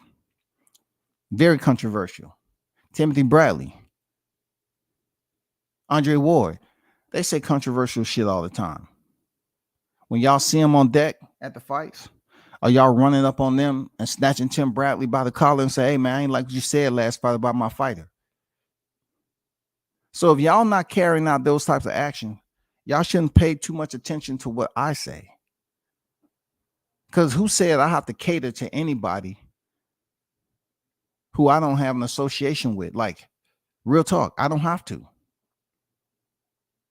Y'all need to stop talking about English like it's an awkward type language to you, bro. Everybody's way of delivery is different. But don't get mad if somebody's breaking some shit down fluently and you feel some type of way about it. Don't try to send threats or act like, next time it's on site. For what? On site with what, though? Well, it's on site for just for talking, about boxing. If it's okay for boxers and trainers and all these other people to talk trash, it's okay for certain media to run a parade of defamatory freaking information on the fighter. It's okay for people to engage in arguments. It's okay for certain people to come on YouTube and just talk shit all the time, but they want to pick and choose who they don't want to talk trash. No, that's not the way it works, bro. Don't feel no type of way. I just put it like this: if a fighter is in the sport and they trash talking another fighter who's in the sport, and you have a fighter that's really giving you what the fans are looking for, I just think if that fighter has a problem with another fighter, it should be all about signing the contract to fight, especially with black fighters. Black fighters need to get out this mentality of saying that we need to let shit marinate up the line. That's bullshit, bro. I don't hear about Mexican fighters always using that same tag to my, hey, why don't we move up the line? Why don't we fight up the line? Why don't we just fight up the line later on in our careers? Let's just fight. Did Teofimo Lopez say that shit? I always use him as an example because I remember when people was talking shit about his pops, right? How his pops was so boisterous about his son being champion. Hear me out. This is gonna make some people feel some type of way. They was talking about Lopez Sr. talking all this shit, right? And they felt that Tio wasn't ready for Masayoshi Nakatani. And in the first half of that fight, he was looking a little bit bad. Nakatani was having great success. And at the time, Nakatani was 18-0, bro, undefeated. Teofimo Lopez was 13-0. 13-0, bro. He was going in there for a title eliminator with Masayoshi Nakatani. 13 fights. That is 3 fights more than what Jahad Tucker has right now. But when Lopez Sr. was talking that talk about Tio becoming champion in his 15th fight, people just wrote it off like, oh, well, yeah, this, that, the oh man, he don't know what you're talking about. They wasn't giving you this threatening type energy, or as if you couldn't talk. He went in there and beat Masayoshi Nakatani and became 14-0. And then he stepped in there with Richard Comey because he had won the title eliminator. He dispersed the Richard Comey and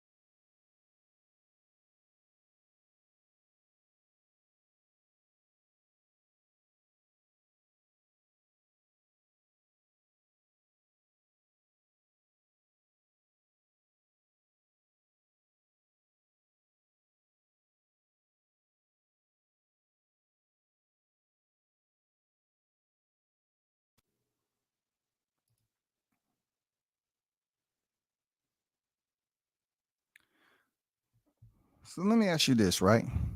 When you have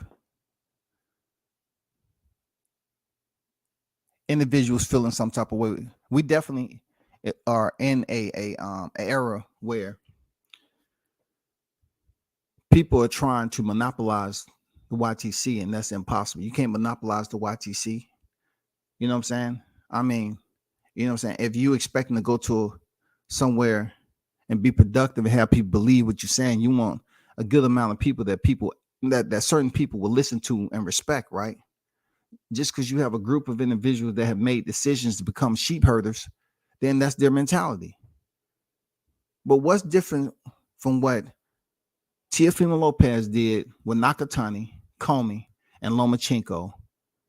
Teofimo went in there with Nakatani with 13 professional wins. All of a sudden, you dudes want to drop DMs and act like it's bad when black talk to other blacks or when black media talk about other blacks. No, you're not going to sit up here and silence nobody, bro. You're not going to drop no motherfucking threats nowhere or anything like that. I'm putting it out there like it's boxing talk. When Teofimo's father was up here talking his talk, where was all the freaking protest? Y'all was just saying, oh man, he ain't gonna win that. Tio just talking, his dad just talking. He ain't gonna win that. His dad just talking. His dad just talking. The man won the title eliminator, beat Comey, and then went in there where hardly anyone on the YTC was going for freaking Teofimo. I was, but they were saying, oh, Lomachenko gonna beat the brakes off him. Lomachenko is gonna give Tio his first loss. He ain't got the experience. But they didn't think about Lomachenko not having experience professionally, just as freaking Teofimo Lopez. Lomachenko had more professional fights. Some of them wasn't recorded, but he had more professional fights than Lomachenko. I mean, Lomachenko had more professional fights than Teofimo Lopez. But when it came time for them to square off, we seen Teofimo Lopez negotiate a higher purse. No other fighter's supposed to do that.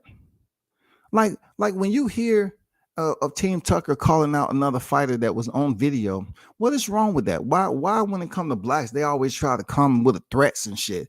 Did y'all threaten anybody else? Did y'all make all these shit like somebody's targeting?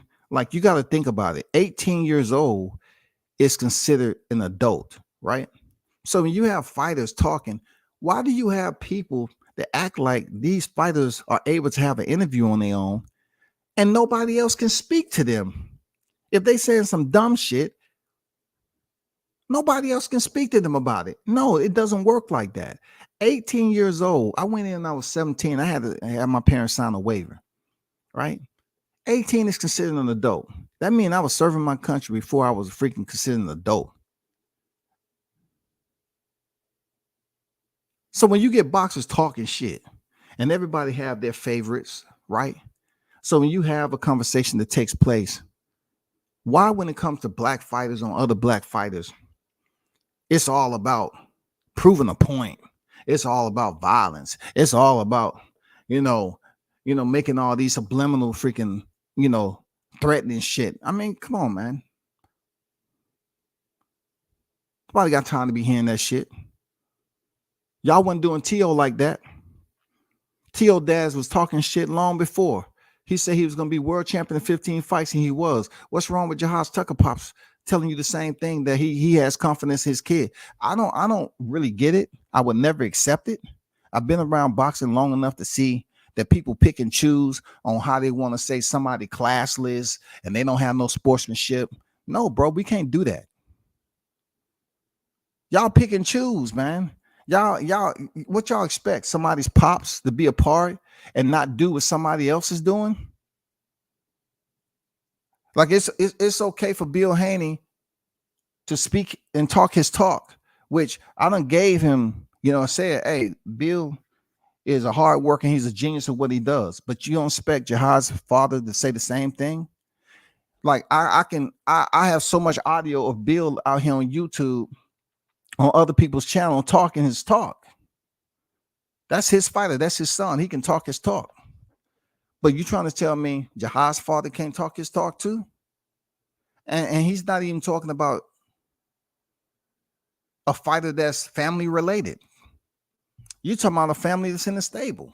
If anybody look at me, I've been consistent, bro.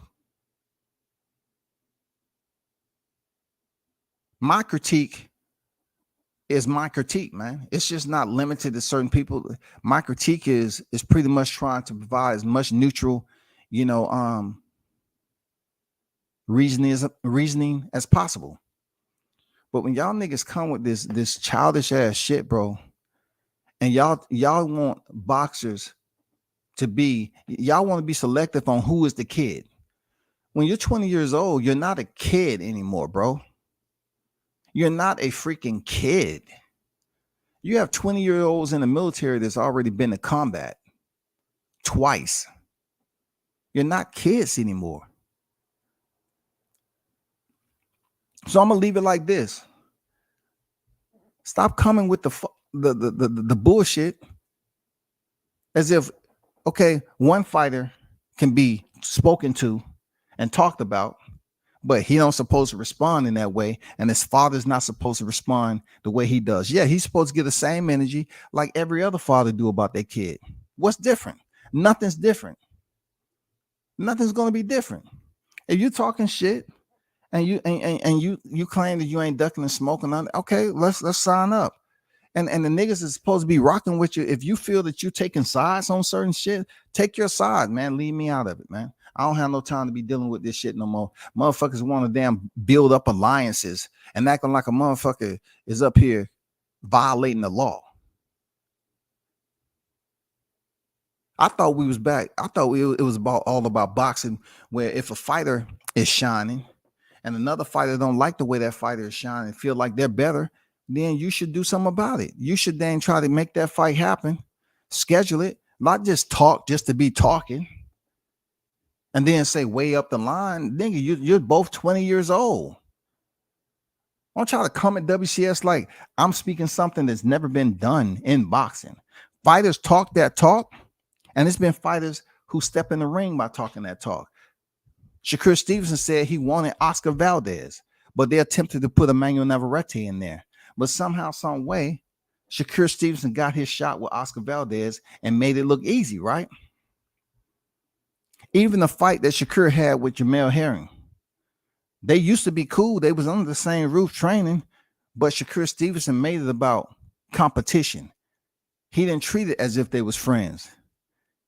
They may be cool right now, but when their fight was building up, from what I seen down here in the A, it was tense. It was tense, it was tension between them two. The same shit plays out all the time in boxing. I don't want to hear the bullshit, bro. You know what I'm saying? Y'all black fighters, man. Black people, I love my people. I never want to be anything else. But I'm just saying, when it comes down to this damn competitive, y'all feel that, oh, it's okay to talk shit about another black fighter and then talk that bullshit of fighting 5, 6, 7 years up the road. T.O. didn't do that. T.O. went there and dispersed the 3 heavy hitters back to back. Yeah, he may not have gotten it done the first time he was going to defend his titles, but he fought Nakatani, Comey, and Lomachenko. Which one of you niggas is up here doing that shit? You busy worried about a fighter that's the same age you are? And it's not just what Amari said. I'm talking about any other fighter that feels like, okay, if you feel a fighter is easy work, you have fathers out here that believe in their sons. If you listen to Brian Norman, then they believe in his son. Bozy believe in his son. Kid Austin, his father believe in his son. Bill Haney believe in his son. Teofimo Lopez believe in his son. You have a lot of father-son freaking teams out here. They believe in their son. Don't they supposed to? How much shit talking was going on with Kid Austin and his father when they was on? Were y'all in their DMs talking about, oh, well, y'all should think about what you're talking about? You know what I'm saying? You should lighten up. Were you then? Because they was pretty much Kid Austin and his dad talk. They talk. They was putting it out there. I think my son better than this person, that person. We want the fight. We want it right now. We want this. They putting it out there. That's where it's supposed to be.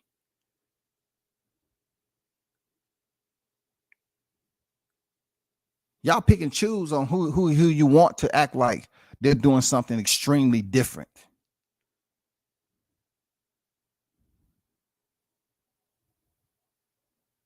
Shoo and his pops. How much shit talking Keyshawn Davis has been doing? A lot. It's the way boxing is, man. You got motherfuckers out here talking shit. Don't try to come up here and act like you feel some type of way about something, man. You got 20-year-old grown ass fucking men out here boxing. And boxing has always been considered a competitive sport. So how all of a sudden somebody's committing a crime by speaking up on a good matchup at this point in the career? Like, come on, man. Y'all need to get the fuck away from that shit, man. It's always black fighters who's doing this shit. It's always black media to get together to act like, oh yeah, I ain't never did that. Yeah, you have. Yeah, you have. Y'all are the worst. Y'all are the freaking worst. Y'all build up these alliances and y'all remain extremely biased and talk absolute bullshit narratives and push them out to the motherfucking public. So don't feel no type of way, man.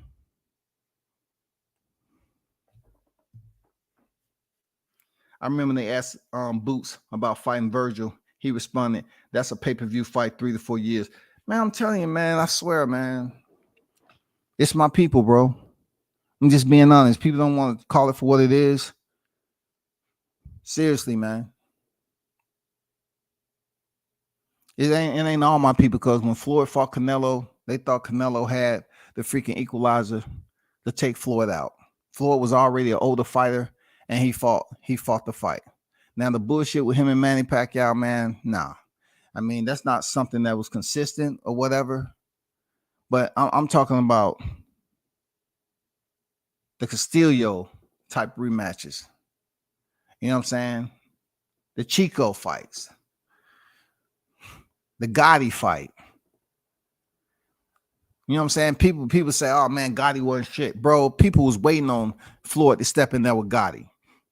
They was waiting on him to step in there with Gotti.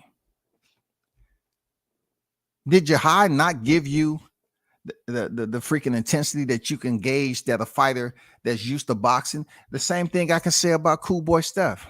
Cool Boy Steph was presenting himself that he proved that he can box on at a distance, or he can bang it out on the inside. He's one of the most talented boxers in the sport, Stephen Fulton. He can box his ass off. So you're not gonna come over here and act like you want to mandate or restrict somebody's words and censor somebody's words, all because it's a fighter that you're trying to build up with popularity, or you trying to say, oh, it's okay for him to talk shit, but nobody else can talk shit right along with him. Yeah, we can.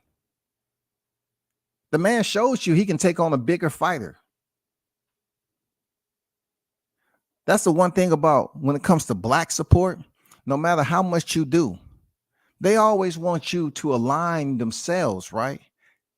And then you're supposed to align yourselves and kiss ass, kiss ass, kiss ass, kiss ass, kiss ass. It's supposed to be a continual remediated occurrence over and over again. The time you ain't kissing ass is like, oh man, everything else you did before then don't matter.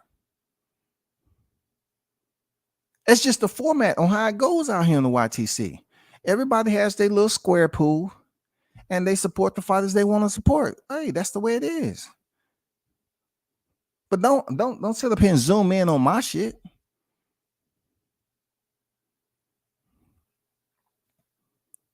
I'm just being honest. If Jahai and Amari was to fight next, I think he stops Amari. Furthermore, Amari haven't did 8 rounds yet. We can't go around acting like every fighter in your camp is who they say they want them to be. Darren Cunningham, he was supposed to have been the dude.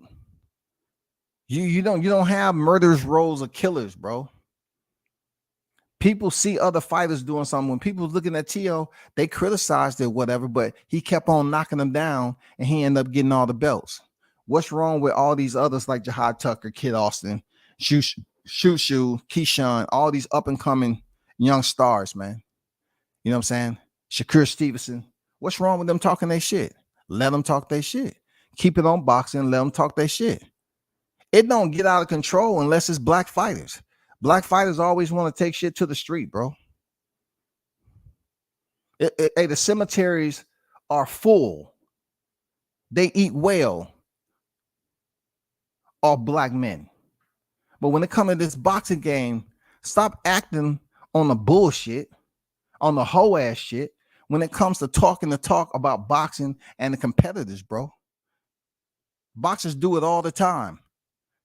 Media do it all the time. We don't even get the best fighting the best most of the time.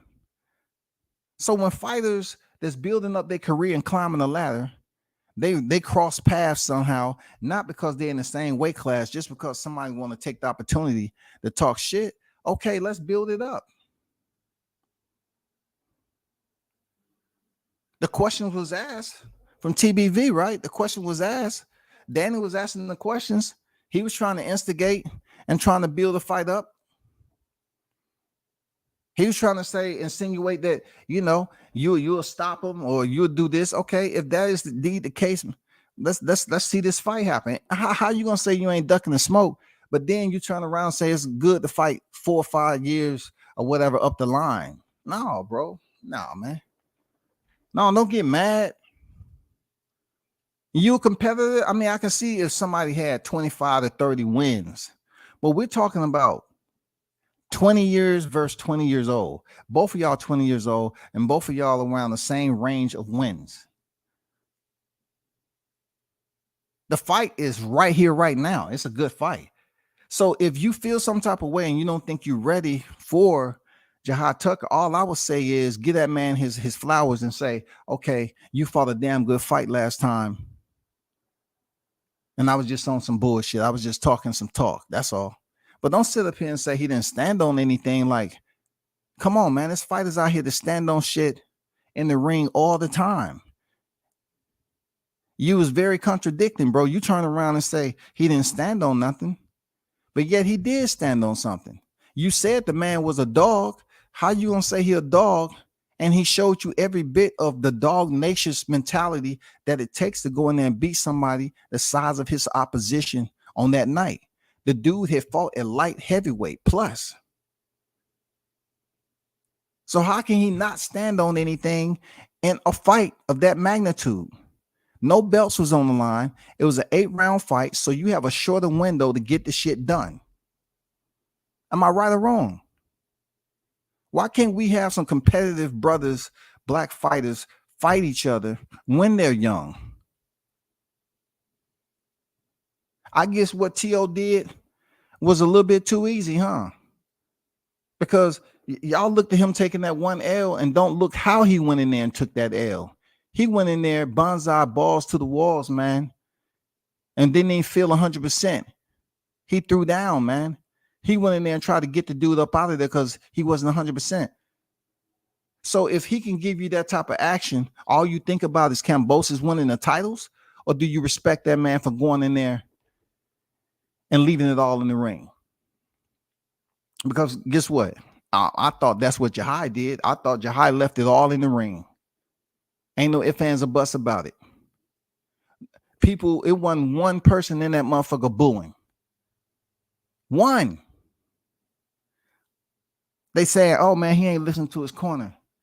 You know, you heard Timothy Bradley finally come out and put him on his top 10 of rising prospects after leaving them off previously.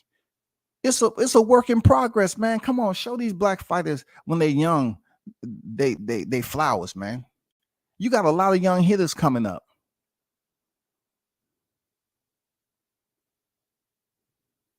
You You have a lot of young hitters coming up.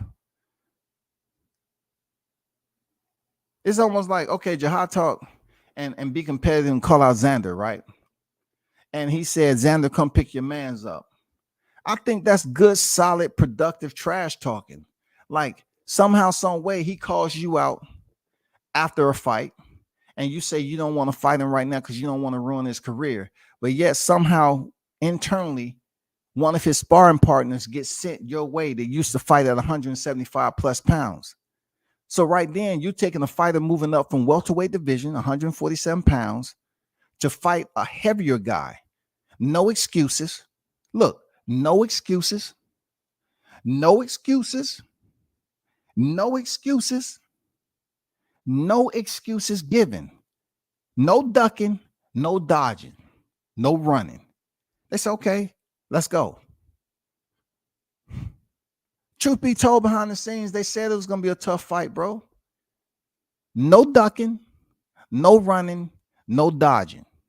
The fight is signed, sealed, delivered, and the fight went the way it did. For anybody to sit up here and say, within that 4 seconds, it doesn't happen in boxing. It does happen, bro. Fighters do experience adversity. But let's not act like when they experience adversity, you're gonna shut it down as if it doesn't happen. Okay, so you want a fighter to go to the dark side, but you want to pick and choose who you boost up and give maximum credit to on when they go to the dark side and have a tough fight. That's called hating. You feel me? That's called hating. When Deontay Wilder was buzzed by Luis Ortiz, people thought that was going to be the end of Deontay Wilder's reign, but he showed how resilient he was, and he finished off Ortiz in that fight, earning several knockdowns. People thought, no way. King Kong, undefeated, southpaw coming in there, way better boxing skills than Deontay. No. He ain't going to win. Deontay ain't going to win. That's what they were saying. No, he knocked him out.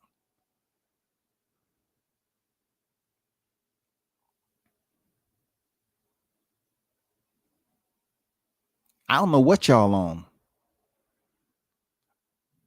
I don't know why people have a problem with me speaking English. I'm just looking at the whole boxing game it's supposed to be, in the social media world, it's supposed to be considered content. So with the content, we have what is called an annual sport of fights that we can talk about on a regular basis. With my own people, black people, we always acting like if someone critiques someone, it's hating. But if that person is supporting a fighter, it's all good. They can do 100 things. Look, they can do 99 things right. They can be extremely supportive over and over and over again. It ain't gonna be enough. Because with my people, if it's one thing, if it's one moment that they don't agree with, we'll sit up here and try to tear down everything that you built up that they didn't have anything to do with ahead of time previously. And that's bullshit. If you didn't have shit to do with the building process, why are you acting like you are the one who laid down the foundation?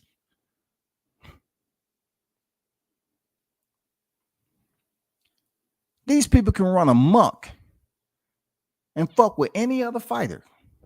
But when it comes to the black fighters that are ready to fight one another, all I hear is motherfucking 4, 5, 6, 7 years up the road, bro. Why? Don't y'all want to be in the position of Floyd Mayweather when he was making all the money? Like, real talk, man. Like, y'all use him as a monetary measuring, stick of how much money he made on the pay-per-views, right? So how's another black fighter going to be the face of boxing when every time it comes to a point where black fighters supposed to square off against one another, it's at this point in our careers, it's not even feasible for us to fight. Why? What are you talking about? What are we talking about already? It's plenty of fighters that have 1 and 2 losses on their record and they still banging out. They still fighting. They still getting fights, bro. What are we talking about already, man? Like, man, this shit has to stop, bro. This shit has to stop. Seriously. Black fighters, if you believe that you have to remain undefeated all the way up to 20, 25 victories, 30 victories, then obviously you really don't respect the sport of boxing. Because if you feel that you are excluded from criticism, when people look at your resume and say, you know what, when it comes to competitive fights, I think that dude was in the garden a little bit too long, whoever he may be. I criticize Boots and his resume the same way. It's nothing personal. I just put it out there. I just say, yeah, he has all those fights, but there's really nobody on there that I can really, put a check mark by. Can't be Castillo, can't be Thomas Delorme, can't be Sergey Lipinets. It can't be none of those people. But that doesn't mean he's not going to be a multi-division champion. He's not going to be a world champion. That doesn't mean that shit. They can't say I haven't been on record outside of black fighters supporting other Mexican fighters too. I think Bam Rodriguez is an extremely talented fighter. I use Bam Rodriguez for his actions. The same way I sit up here and I give all the praise and glory to Jahaj Tucker performance and him showing how much heart he had and dog and gorilla or whatever you want to put in there, or how he went in there and beat down and broke the will of that bigger fighter. I look at Bam Rodriguez taking a last minute, moving up divisions and fighting in the super fly.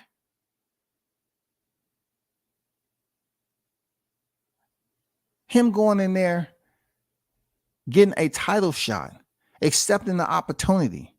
Not only getting a title shot, when he won the title, he stayed there and fought the guy who was supposed to be in his position to fight for that WBC title. He stayed up there and rose his fame to claim in 2 fights. He fought Carlos Cuadras and Sor Rungvisai, man. The guy who was supposed to fight for the vacant WBC and didn't. He turned around and defended his title against Rungvisai and knocks him out. Vacates, move back down, and picks up another title. I like Bam Rodriguez, man, his fighting style. I do. I like his fighting style, man. Just like I like Stephen Fulton's fighting style. I think like dude is on point. I like Jahaj's fighting style, versatility. But more so with these guys, man, they got heart. You know what I'm saying? They got heart, man. And right now, when it comes down to his pops talking the talk for his son, it's no hesitation when they accepting all challenges. I mean, people are basically fueled off different type of adrenaline. Some people have that dumb, stupid adrenaline where they just accept anything and everything with a lack of confidence. And then you have people like Tucker's father who has that adrenaline and total confidence that that his son is built for this, right? You ever watch those animal movies where they say built for the kill? He believes his son is built to step up and face these opponents moving forward. He's built for it. He's put him in such conditions to build up him inside and out that when he goes out here and talks the talk and say, okay, we'll fight so-and-so, we'll fight this. People get mad of it first because he's black. I'm just calling for what I said. If it was another fighter who wasn't black, and then they'll sit up there and say, oh man, so-and-so is being competitive. He wants to fight the best. He wants to build his resume. He wants to be known as not facing a weaker competition. But then when it comes to my black people, a black fighter call out another black fighter, it's like Man, why are you calling me out? There's plenty of other fighters to fight. You a hater. You trying to clout chase. Man, we got to get out this motherfucker, dog. Gives a fuck about clout. We're talking about if you are good and I'm good, fight. Because us together, we should put on a show enough to the point where we can move on from it. I ain't trying to hear these motherfucking excuses all the time, bro. People up here complaining about the best fighting the best. Let's talk about when it comes to black fighters, some of the excuses some of these dudes have for not fighting their own kind. They'll fight their own kind in the street, and they'll talk about guns, this, that, and the other, and brass knuckles, and throwing rocks at a motherfucker, and doing all this other shit. But when it comes to damn competitiveness, this don't happen in MMA now. If you're talking shit over MMA, they'll line you up. Oh, you want to fight? Okay, cool. We'll give you the fight. They might give you one in between. You beat him, boom. We'll give you the next. And they stick to their word. Boom. You see that next come. That don't happen in MMA. This bullshit that happened over in boxing is for boxing. It don't happen in MMA because you always seeing black, white, European, Russian, Honduran, Brazilian. It don't fucking matter. Them motherfuckers fighting. But over in boxing, it's the soap opera. Oh, man, why are you calling so many other fighters out here? You're a hater. You're clout chasing. You don't hear that bullshit over there like that on MMA. Them motherfuckers are stepping in the damn cage and fighting, bro.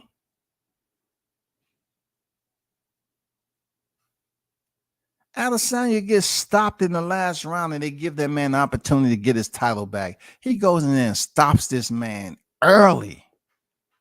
Come on, bro. Y'all better get with this shit and stop damn trying to act like you running a damn motherfucking juvenile facility over here. This is professional boxing. It's been around long before MMA. Why can't somebody call you out? And if you don't have shit lined up, accept it. Black people have too many cliche terminologies. Clout chasing. No, it's not clout chasing. If you're trying to say, if someone's trying to challenge another person to step up to the plate and see how good they truly are, to test themselves and to test their adversary, right? Smoke. If someone say you want all the smoke, ALL, you want the smoke, you ain't ducking no smoke. So first of all, ducking is to go underneath something, to avoid. So therefore, if you are not accepting and you are deflecting and you're saying somewhere up the line, but then you try to zip it up and say, I'm not ducking the smoke. That's exactly what you're doing. You're ducking the smoke. You are avoiding. You are deflecting. You are slipping. You are bringing up diversion. Ja would look him in his face and tell him he ain't shit and then punch on him for 8 rounds. I'm telling you, he'll stop him, man. I hear this shit all the time, and then people want to pick and choose. Like, ain't nobody got no real estate over the YTC. Motherfucker talk shit just like all these other boxers talking shit, right? But then you turn around and act like somebody have a grand moment, and it's another black fighter out here hating on him for no reason, have no connection, no nothing. No, have no connection, not at all, nothing. Not even in the same weight class. A fighter just got out of the ring and it's already a full-blown war going on IG because people want to accept something. My people, guaranteed, my people, a full-blown IG battle going on social media. You talking to another grown-ass man about shit that you don't like or agree with him. And then you got another black man that want to insert themselves into the equation, don't have anything to do with the situation. The dumbest shit ever. They want to find a way and somehow, oh man, straighten that up. Who's doing it for me? Because I don't bring other people into my shit. I know people watching. My people watch. But I'm just saying, I don't bring other people that I'm speaking about into the equation to fight my battles on social media. I can pretty much speak for myself. But I've learned over time that you have situations where black fighters can have fights that people remember, but yet they always talking about it'll be good up the road. Not now, not now. No, I ain't fighting. Perfect example. You think I'm making this shit up? Perfect example. Are the Charlos not black? The primary set of twins that we know in boxing, they're popular, right? They're black, right? But yet and still, when Terrence Crawford calls them out, it's nothing but excuses. It's deflection. It's say you should stay at that division. So don't think I'm just talking about Jihad Tucker and Mari. I feel it's a good fight. They both 20 years old, right? I said the same thing about Jamel Charlo. He don't want to smoke with Bud Crawford because he's not accepting the challenge. He say in one sentence that Bud Crawford can get it, but on the other hand, he'll sit up here and say all these excuses as to, oh, he should pay attention to his boy Errol. Well, Errol doesn't seem like he want anything either. But it's the fact that Jamel is feeling some type of way about being called out by Terrence Crawford. Not only that, the shit that happened with Demetrius Andrade. If you did bad business damn near 8 years ago, you're going to hold a grudge against that man without competing the entire remainder of your career? Black people, black fighters, holding grudges. Same thing. Errol Spence, Keith Thurman. Every chance that Errol Spence got, he wanted to hurry up and try to get a shot with Keith Thurman. Yeah, they used the same song and dance. They told Terrence to get a belt, just like Keith Thurman told Errol to get a belt. Errol gets a belt. Keith Thurman still don't fight him at his demand, his beck and command. He wants to hold a grudge and say he don't like the dude, all because he didn't accept him into the freaking contractual agreement, signed, sealed, delivered, so he can fight for the belts. You see the trend? How long you're doing him just like he did you? Keith Thurman didn't accept you right away. So now you refusing to fight Keith Thurman ever. Is this going on with anybody else? I'm trying to find out some Latino fighters this is going on. Let me see. Where's Latino fighters, man? Because I remember Nico Ali, right? The grandson of Muhammad Ali, the great Muhammad Ali. I remember when he was up there banging out and putting on these fights and dispersing his opponent. And then he had a tough fight, right? He changed trainers and came back and got a knockout. Looked spectacular. Did you hear anybody up there still talking about how he struggled against his previous opponent? No, they're talking about how he looked on his current opponent. I didn't hear Latino fighters up there dogging out Nico Ali and telling, oh man, he looked like this, he looked like that. I don't feel no type of way in Jihad calling out Xander. Xander is one of the youngest fighters who signed to Top Rank. Why not call him out if his team feel like he's ready to fight him? I hear people on here, oh man, Xander. You got to understand how old Xander is, bro. That's crazy. How old is Xander, bro? Do I need to do a screen share? How old is Xander Zayas? Do I need to do a screen share, man? Do I need to do a screen share? Because it's not making any sense. You have fighters who have turned professional teenagers. Jihad is one of those guys. So therefore, if he called out Xander and he wasn't even disrespecting, he wasn't using any freaking humiliating or racial terminology. He didn't make it black against Latino or Puerto Rican or none of that. But Xander's 20 years old, the same age as Jihad. He has 5 more fights. What is wrong with him calling out Xander? Nothing, right? What is wrong with people giving him credit for dispersions of Xander's freaking sparring partner? Nothing. Nothing. So it's wrong for Jihad them to call out Xander because he's the more popular fighter that they're raising up Because if Jahai isn't who he say he is, and he's less tier, he's a lower tier, it should be easy work. He is undefeated, right? Jahai is undefeated. Just in 2021, December 2021, he fought a guy that was 9-1. And 22 last year, March 22, he fought a guy that was 12-2. So let's not act like it's a spread of competition. It's not.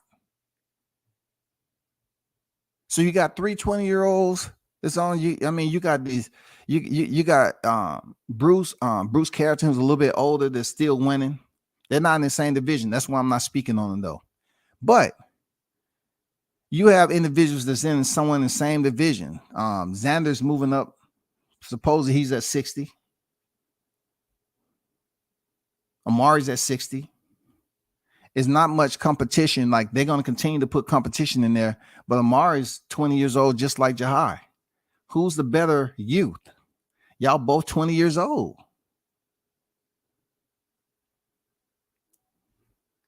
You can't keep saying and criticizing black fighters and saying, well, you know, Tony Harrison, Tim Tszyu, and all that was great. Oh man, I love it. You know, Caleb Plant got work with them. I did this, and this. But yet, everybody's buzzing about Jahai's fight, and you don't want to give the man no love. I get it. I get it, man. It's hating at his best, bro. I ain't gonna lie. It's hating at his best, man. We do it to ourselves all the time.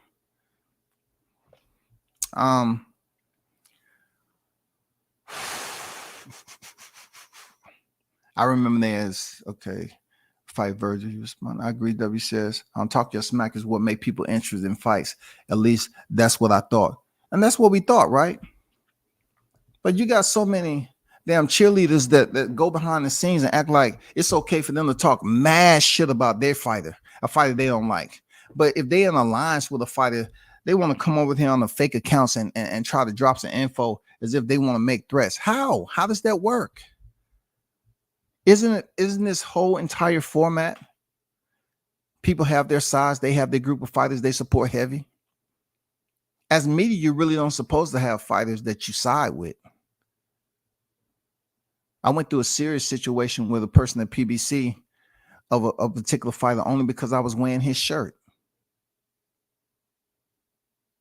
This person could have suffered some repercussions. Absolutely unprofessional.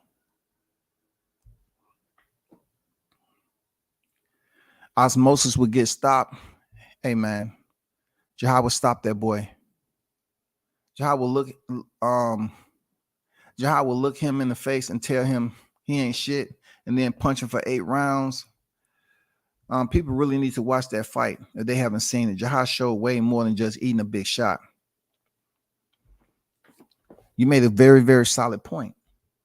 That was my whole thing. Like, if the punch early, if the fighter early in the first round landed the shot, and you try to say that you can't allow that to happen because when you get to the more elite fighters, it's not going to play. Isn't that the whole point of going through the storm and figuring out what it's about? So when you get to the elite level, you know how to handle it like you did when you had 10 professional fights. Man, come on, man. This ain't freaking rocket sciences type shit. When people just be talking out their fucking face, bro, some people just need people close to them when they get in front of the mic. Because if you're trying to say it takes 4 to 5 seconds for something, you have to understand that applies to you too. And if your competition is at a lower value than Jahai's, and y'all both are 20, then prove that you're better than what your resume says. Prove that your appraising value of your boxing ledger is higher than a guy who has a better resume than you. Prove it. If that 4 or 5 seconds and he's facing adversity from a bigger, stronger fighter, no excuses except in the fight. We have to continue to speak on what happened after the punch was landed. Did he hang out? Did he go back to the ropes like Lomachenko and wave his opponent over there and be all theatrical? Come on, come to me. Come on. No, you got to follow me. You got to follow me.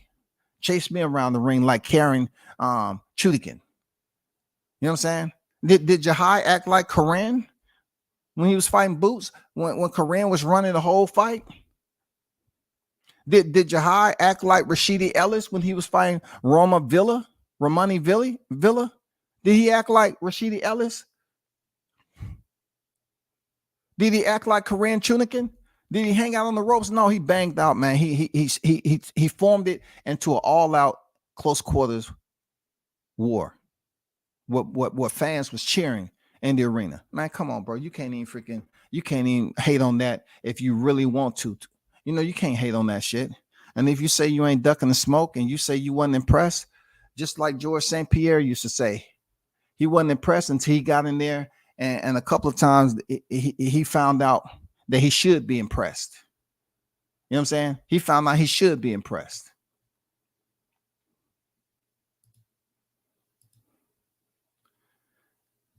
If Jahai would have went 10 or 12 rounds with that guy, I believe he would have stopped Nico.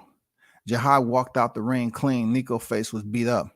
Man, you ain't lying, bro. That's why I'm saying if somebody is trying to make this into a moment where it deserves flowers, but you want to keep them from them for reasons that's unknown. Like we all know humanistically, people want to give you criticism before they give you a compliment. It don't matter if both of those words start with a C. They're quite different when it comes to the definition. They come in no specific order. But we've seen over and over again in life that if you're talking about the word that's a compliment and you're talking about rearranging the order and putting it first before criticism, it rarely happens, bro. People have to be a genuinely good person to give you compliments first and then your criticism on the back end. Now, if you warrant criticism, then it once again, it has nothing to do with order. You get the criticism first.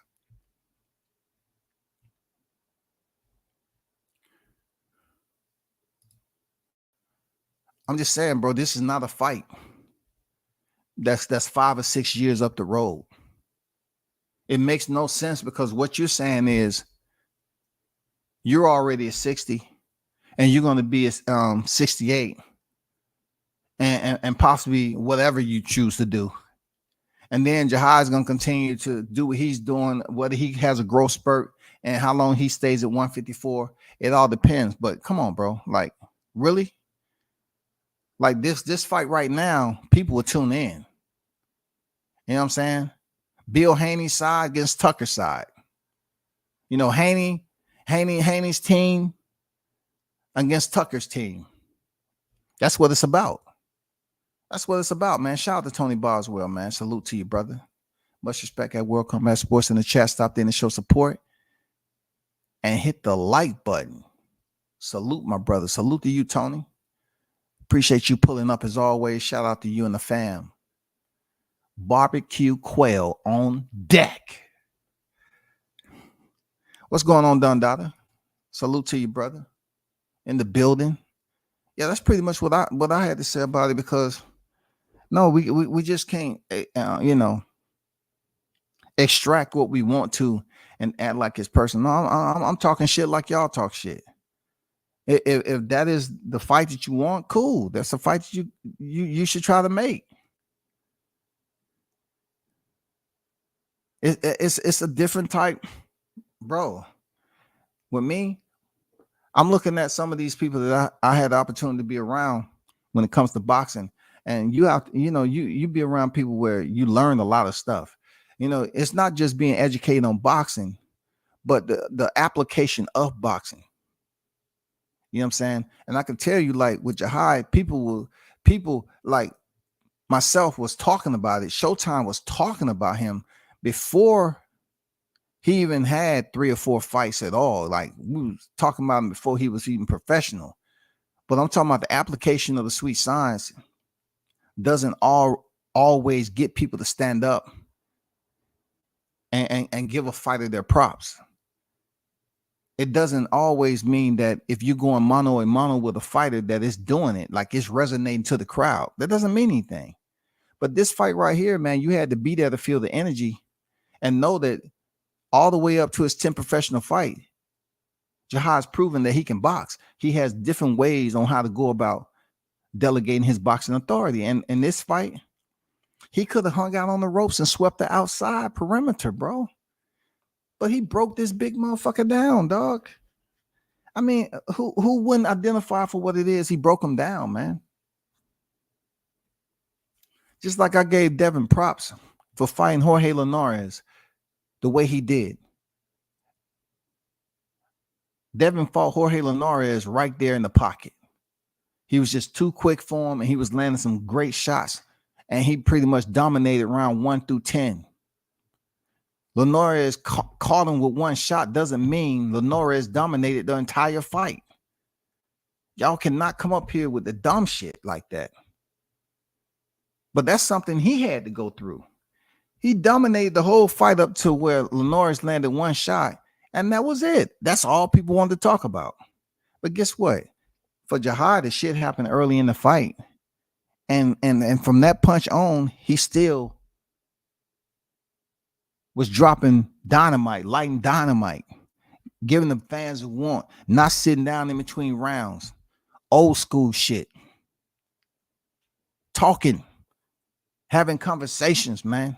Standing there waiting for the 25-year-old. Look, Seknashvili was only 25 years old, 5 years. Why was he sitting on the stool so long? Why was he sitting on the stool so long, bro? Look, I'm gonna tell you another thing about my people, right? You can go up here and talk your shit on media, right? But my people always trying to get you blacklisted, bro. Real talk. They'll get with people and say, I don't want so-and-so showing up. I don't want so-and-so covering the fight. Yeah, I have to let it be known, man. My people will try to get their own blacklisted quick, bro. That goes along with fighters not wanting to fight fighters and trying to stall them out and goddamn keep them from having the big fights. But they'll rant and rave about fighting other ethnicities. That's facts, man. I don't give a fuck what nobody said. That's facts. That's facts, man. Like Bud said, Spence ain't his own boss. Spence is corporate. But that's all I got on this, man. Let's see what plays out. Let me see the best. Oh, yeah. Shout out to Money Powell and his pops. Good people, man. I ain't gonna lie. Money Powell is a good dude, bro. Money Powell remind me of Cassius Clay, man. Muhammad Ali, for real. When I look at that dude, I say, God damn it, if there's anybody that can play freaking Muhammad Ali, man, it's Money Powell. That's truth, man. I don't look, Michelle Rivera don't come close. You talking about a dude who remind me of Muhammad Ali, bro, that can fight. That's Money Powell, bro. You know what I'm saying? And appreciate you bringing it up there, Martin King. You know what I'm saying? Like Powell, his pops don't talk shit like that. Like he's a reserve dude. Like he does a whole lot of stuff with boxing. You know, even Money Powell, he don't talk shit, but he'll go in there and bang out, man. Like he can box. Money Powell can fight, bro. Money Powell can fight. Real talk. He can fight. Shout out to the Powells, man. Good people.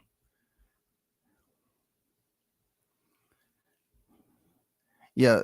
T.O. was 14-0 when he stepped in there with Richard Comey. He was 14-0, man.